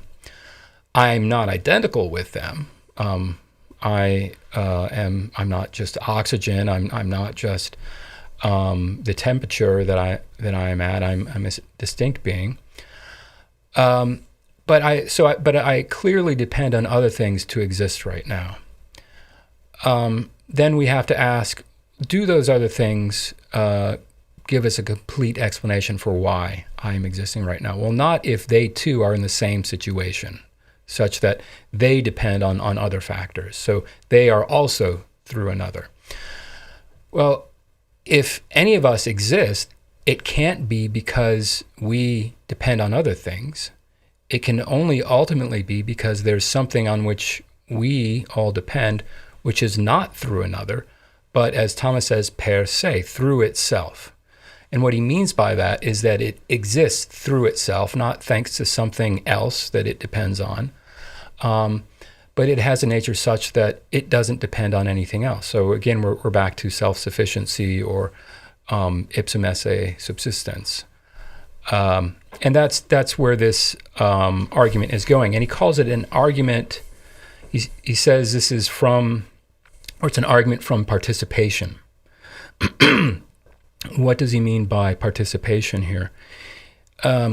What he means, so participation for Thomas, and this comes from the Neoplatonic tradition, is this idea that there's some exemplar and then other things that are like it that share in its being or its nature in a certain way. So what he's saying here is that we all have existence, but you could say we share an existence, but we are not existence itself like God is. So we share in existence, we participate in it. God is existence. He doesn't just share in it, he is existence. And it's only thanks to a being like that we can exist at all. Mm-hmm. What do you say to people who are like, you said there were about 40 arguments for God's existence and all these sound exactly the bloody same? The reasoning is the same, right? So there are similar structures that show up. So the reasoning in a way is the same, but we're looking at different aspects of reality. Right. And what's interesting is that these different aspects all have something similar about them, right? So motion and causality, for example. Yeah. Or we looked at imperfection. Okay. Yeah. We're not talking at all about imperfection here, although you could insert that in here and say, okay, well, that's kind of... If you're participating, you're therefore imperfect. Exactly. Yeah. So we looked at imperfection. We looked at the fact that things don't have existence by nature, that it somehow comes from without. Now we're talking about things that exist through another. So these are all different aspects of reality. Mm-hmm. And what's helpful and interesting is to see if we get beyond the 5 ways, which also point to different aspects of reality, we see that Thomas thinks that there are other things that if we pay attention to them, we can see that they too can get to the same end, to show they too can show us that God exists. If you were to write a list, say, of like motion, causality, what else would you say? Like imperfection. Mm-hmm. I wonder how many words you could come up with that. Like to your point, right? About like we see this, we observe this thing, and we can trace that thread back to God. Right. And they all have something similar, I suppose. But and they're all general structures of reality, right? He's not saying cups exist, therefore, right? Yeah. He's saying we notice these general structures in reality, right? That there are things that are imperfect, that there are things that exist through other things, and so on. Participation, right? Motion, cause, is there an argument that you're like, wow, this is quite different to one of his 5 ways, or not really? Well, I think the first one, the imperfection, because there's nothing. Again, yes, you see that there's a similar pattern of reasoning. If you sort of like strip it down, you see a similar pattern of reasoning. He's talking about dependence again, but from a different angle, right? Because the only thing that it's close to in the 5 ways, I would say, is the 4th way, but it's not the 4th way, because the 4th way focuses on gradations of perfection and then a kind of exemplar. Yeah. This is not talking about gradations of perfection, it's talking about imperfection, right? And how imperfection leads us to the fact that leads us to see that there must be some all-perfect being. So there are different ways that we can come to God's existence, right? There are different things that if we reflect upon them, we can see that they ultimately lead us to God, to some first principle. I would love that written down for me. All these different things like motion, causality, imperfection, participation, degrees of being, because that is really helpful, I think, to come up with that one word. Like, here's the thing that's pointing us back to God. Right. Okay, terrific. Well, thank you very much. Anything else you want to say before we start taking questions? No, let's take the questions. What do you think, Neil? You want to yell them out, or? Yeah, absolutely. Let me proof real quick. Proofread them in case they're abusive. Which of Aquinas' arguments is easiest to understand? Which of Aquinas' arguments is easiest to understand? Patron? Yes. What a champion. I think they're all take a little bit of effort to understand it. But okay, given that they all take a little bit of effort, which one can you get through? Can you see fairly easily how he's reasoning? If we're talking about all of Aquinas' arguments, I think the first way, and he himself says that's the most manifest way. But then you also have to understand what he means by change and by act and potency. of the ones that we've looked at, I think the last one is perhaps the easiest. Mm-hmm. But the problem is when we simplify them too much, we might not see exactly how they get to God understood in a certain way, as ipsum esse subsistens, that is self-subsistent being, or as the all-perfect being. So we can start off like talking about them in a simple way, and once we've gotten that, and which I think you can do with a lot of them, once we've gotten that, then we put in the details of the different arguments and show how what he's talking about is this slightly more complicated thing, and it ultimately gets us to this reality, which is absolutely perfect, absolutely independent, and so on. Yeah, that's great. Okay, I don't know if... No, I think it's important. I mean, when you look at many arguments for God's existence that are put forward today, like I think Craig is a master at presenting arguments succinctly, syllogistically, in a way that you kind of intuitively grasp, and they're not dependent on Aristotelian metaphysical jargon, right. which helps. Yeah. But, Aquinas, I think it's chapter 38 of the Summa Contra Gentiles, book 1, where he talks about the Kalam argument. Mm-hmm. And he's critical of it. Mm-hmm. He says that there's something to it, but it seems, at least in the Contra Gentiles, that he dismisses it.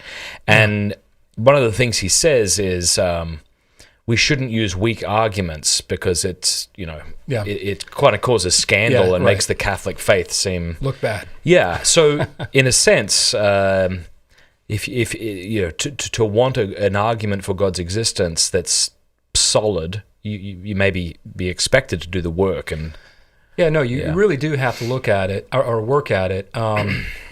But I think you can begin in a simple way and say, okay, well, this is kind of how he's reasoning, right?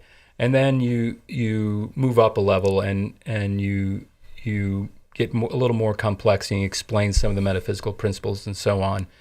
And then hopefully in the end you see how he gets to where he's going, but also understand the terms that he's using and what they mean. Okay. Another question? Another one that's from Robert Dunbar. Dunbar. Which argument is most obscure and which is most convincing? Which argument is the most obscure and which do you personally find the most convincing? I think the most obscure one is the one that I talked about the prologue? At the beginning. Yeah, right. The argument from the incomprehensibility of truth. I think that's pretty obscure. I would love one day to crack it and see. I've tried different ways to think about it. I have unsuccessfully, but I will continue to work at it. Again, I think the first way. I would say the first way is the one that is most convincing. It starts with something that is absolutely indubitable change. Now, Thomas, in a lot of the translations, it says motion, right?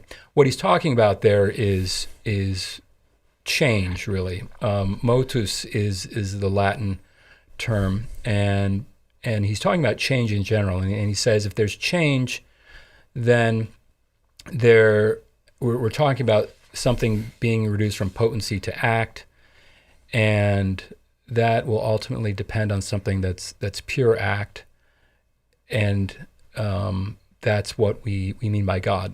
Actually, I'm going a little further than he goes in the argument. For him, it comes. He says it gets us to the unmoved mover, but we see that unmoved mover has to be something that's pure act.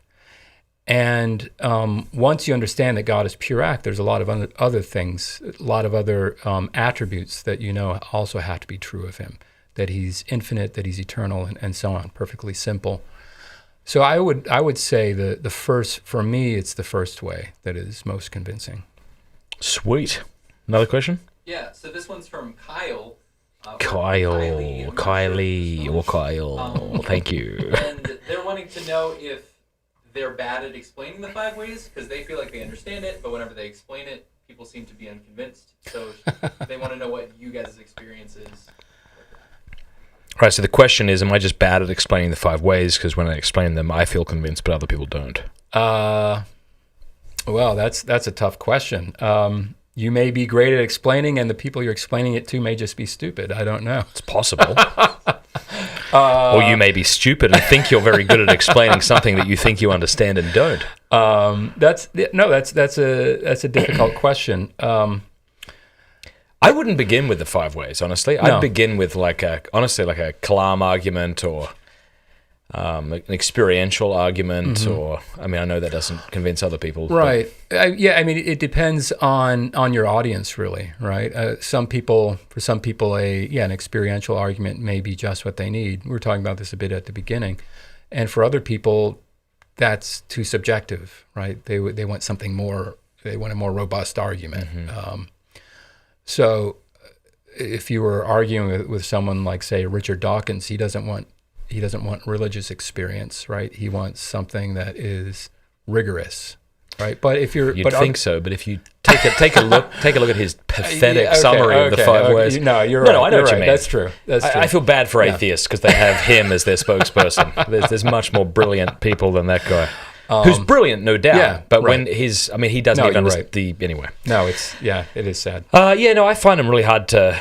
For those who are interested, I wrote a book with Robert Delfino called "Does God Exist?" A Socratic dialogue on the 5 ways of Thomas Aquinas, and it's basically a story about an atheist and a Catholic who meet in a coffee shop, and over the course of 2 weeks go back and forth on the 5 ways. It's on Amazon. If you want to get it, you can. So that could be helpful. That leads into our next question. Next question! Best introductory book for Thomistic thinking, best one for just philosophy in general for the regular Joe, and then any online courses to point people to. So, yeah, I think they probably heard you. I'll stop repeating you. Best book for Thomistic thinking, I think, there's 2 that come immediately to mind. I would say Ed Feser's book. Thomistic Metaphysics, I think it's called. Or, not his, I would say his Aquinas. 101? I'll stop guessing what you're going to say and just let you speak. I'm thinking Francis Selman's Aquinas 101 is brilliant. Okay. But I know I know what you're talking about. Yeah. I think it's Aquinas for Beginners. That's it. Yeah. That's an excellent book. Phaser, yeah. It's clear. It's not at all watered down. It's very clear, and I think anyone that has sufficient, decent education. You don't have to have had a philosophical education, but a decent education, you can work your way through it and understand Aquinas. And I would say Brian Davis's book, which is just, I think, called Aquinas.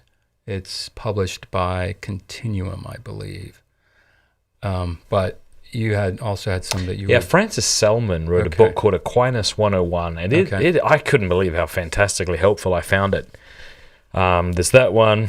I love Joseph Pieper's book on Aquinas. Oh, yeah, right, the Guide to Aquinas. Yeah, that's right. Yeah. That's very historical.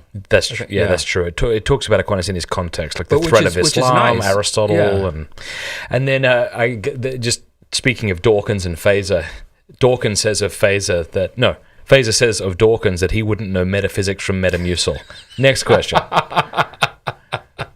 There's one more. I'm not sure what this means or if it's even a question, but I'm just going to read it. Sure. Are there hints of pseudo-Dionysius in Thomistic's or Thomas's metaphysics, especially related to participation in being?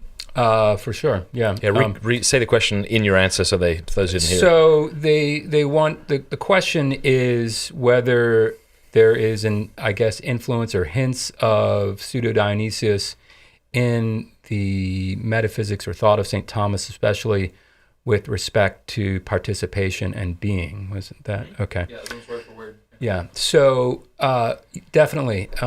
St. Thomas was a great, I would say, admirer of Pseudo-Dionysius. So Pseudo-Dionysius was probably a Middle Eastern monk. No one's quite sure what century he lived in, who wrote as a few different treatises, and it's very influenced by Neoplatonic philosophy, and he especially emphasizes God's unknowability, or that's one of the things that he emphasizes. And when I say that he's influenced by Neoplatonic philosophy, what I mean is that you see in Pseudo-Dionysius these structures of what we're talking about before, participation. There's the exemplar, and then there are the things that reflect the exemplar and share in the perfections of the exemplar. St. Thomas wrote a commentary on Dionysius's divine names. It's quite in published form, it's about like 2 volumes, like about this thick, and you see him also quote Dionysius in many texts, in many other texts. He does. St. Thomas does have you could say, a participation metaphysics. That's not all there is to his metaphysics, but it's strongly participationist, and so influenced in that way, I'd say, by Dionysius and other Neoplatonic thinkers, St. Augustine, for instance.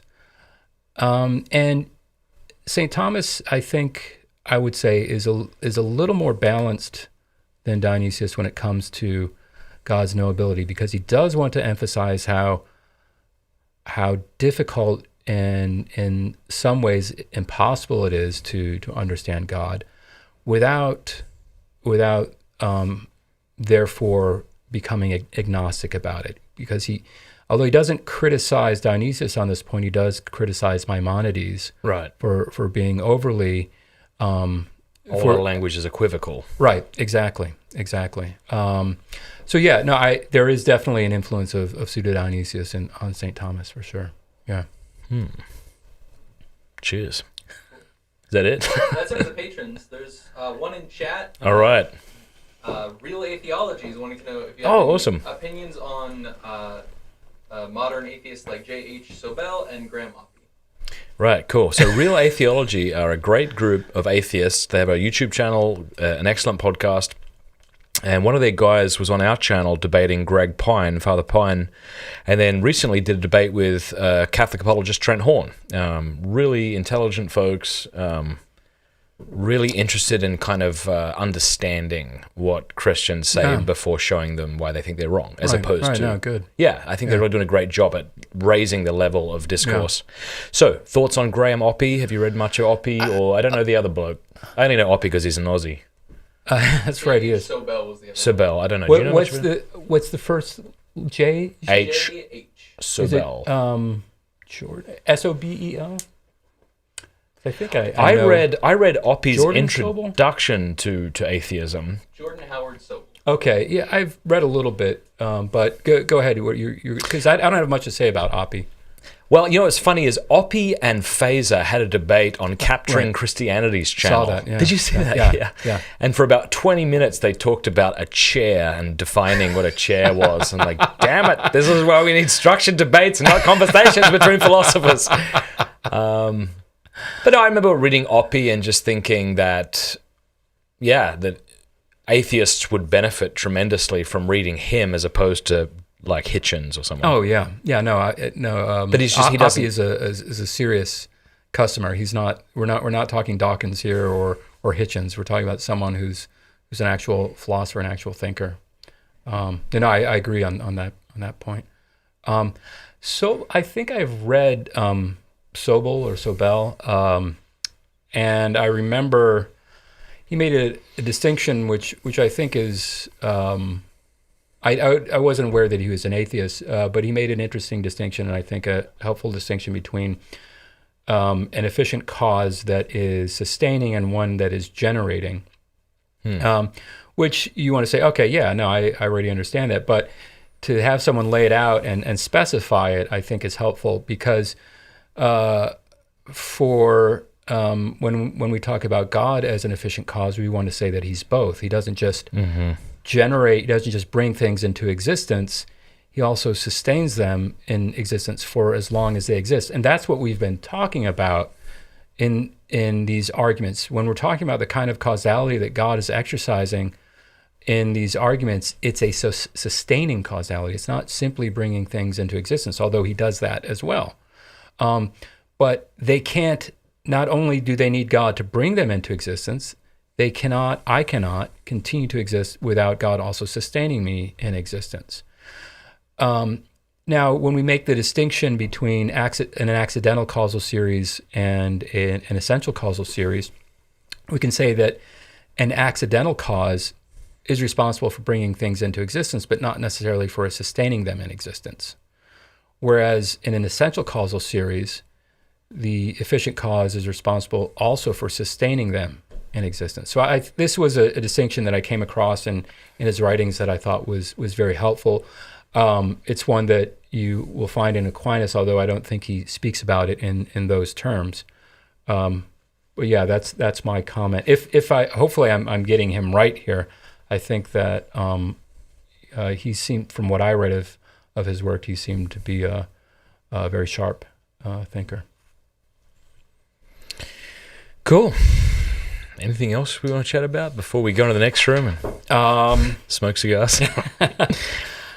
Yeah, it's unfortunate that I didn't shave for the show. Really? Yeah, that's the main takeaway. Just screwed this up. Your wife refused to watch more than 3 minutes. She just couldn't handle it. I don't think so.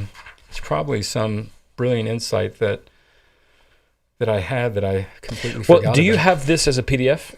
Or could you? No, I can make that as a PDF. Yeah, so we'll put links in the description to the excellent article you sent me, as well as this, for people to read over. But this is just really interesting and fun to think about.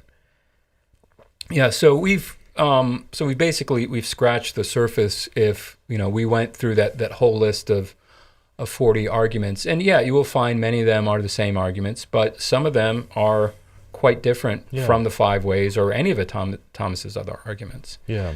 And we shouldn't be surprised. I mean, I made fun of it earlier, but we shouldn't be surprised to find that they're similar, because we're using deductive reasoning, beginning with that which we experience in the world and tracing it back to God. Yeah. So there's naturally going to be similarities. Right. So the structure is always going to be the same in that regard. Yeah, for sure.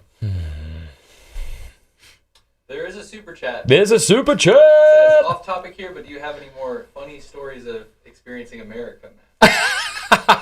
Any funny stories about experiencing America? Right, like it being winter in. Oh yeah. Not really. I love living here. I'm super proud to live in America. So, Australia or America? Well, I live here because my wife is prettier than Australia. If she ceases to be, which in time, although Australia is getting increasingly. Maybe totalitarian, depending on who you ask, so I'm not sure. No, I mean, if I'm happy to live here because I love my wife and my kids, but I love Australia. Australia's a gorgeous place, but one day things are nuts everywhere, aren't they? Yeah, they're kind of crazy. That's true. Yeah. I don't know about you, but I'm finding it I'm just choosing not to listen to news and things. It's much easier. Well, you've talking about these things are way more interesting, right? Well, I mean, getting a dumb phone, switching out a dumb phone for an iPhone, I think helps you to stop listening to news. It does, right? Yeah, there's no avenue. Right. The only avenue is to watch it on YouTube on a smart TV, right? And no one does that.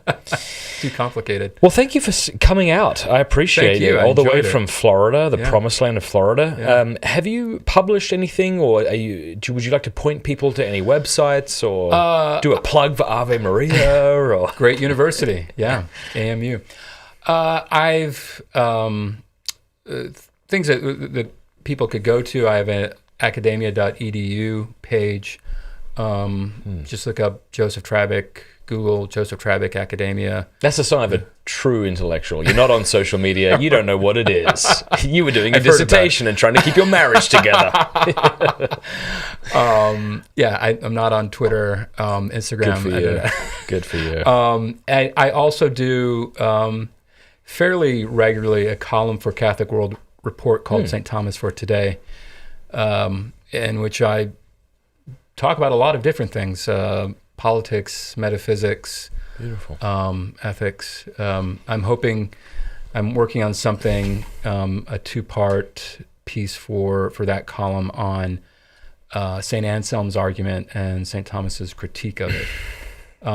And that is meant for not the experts, but for fairly educated Catholics who have an interest in philosophy and theology and St. Thomas. So terrific. Yeah. What was the name of that one more time? It's called St. Thomas for Today, and it's at Catholic World Report. Awesome. Thanks so much.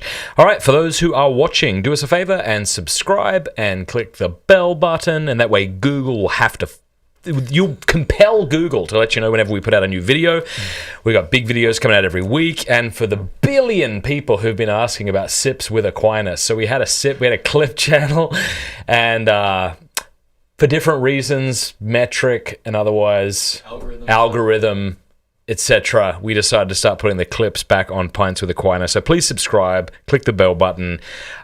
We actually have Father Gregory Pine's going to be releasing 2 clips a week as well, and they'll be kind of his answers to your questions. So basically every single day we have content coming out, feeding the YouTube beast. I don't know if that's good or not, but anyway, glory to Jesus Christ. Thanks a lot, Neil. Thanks. Thank you.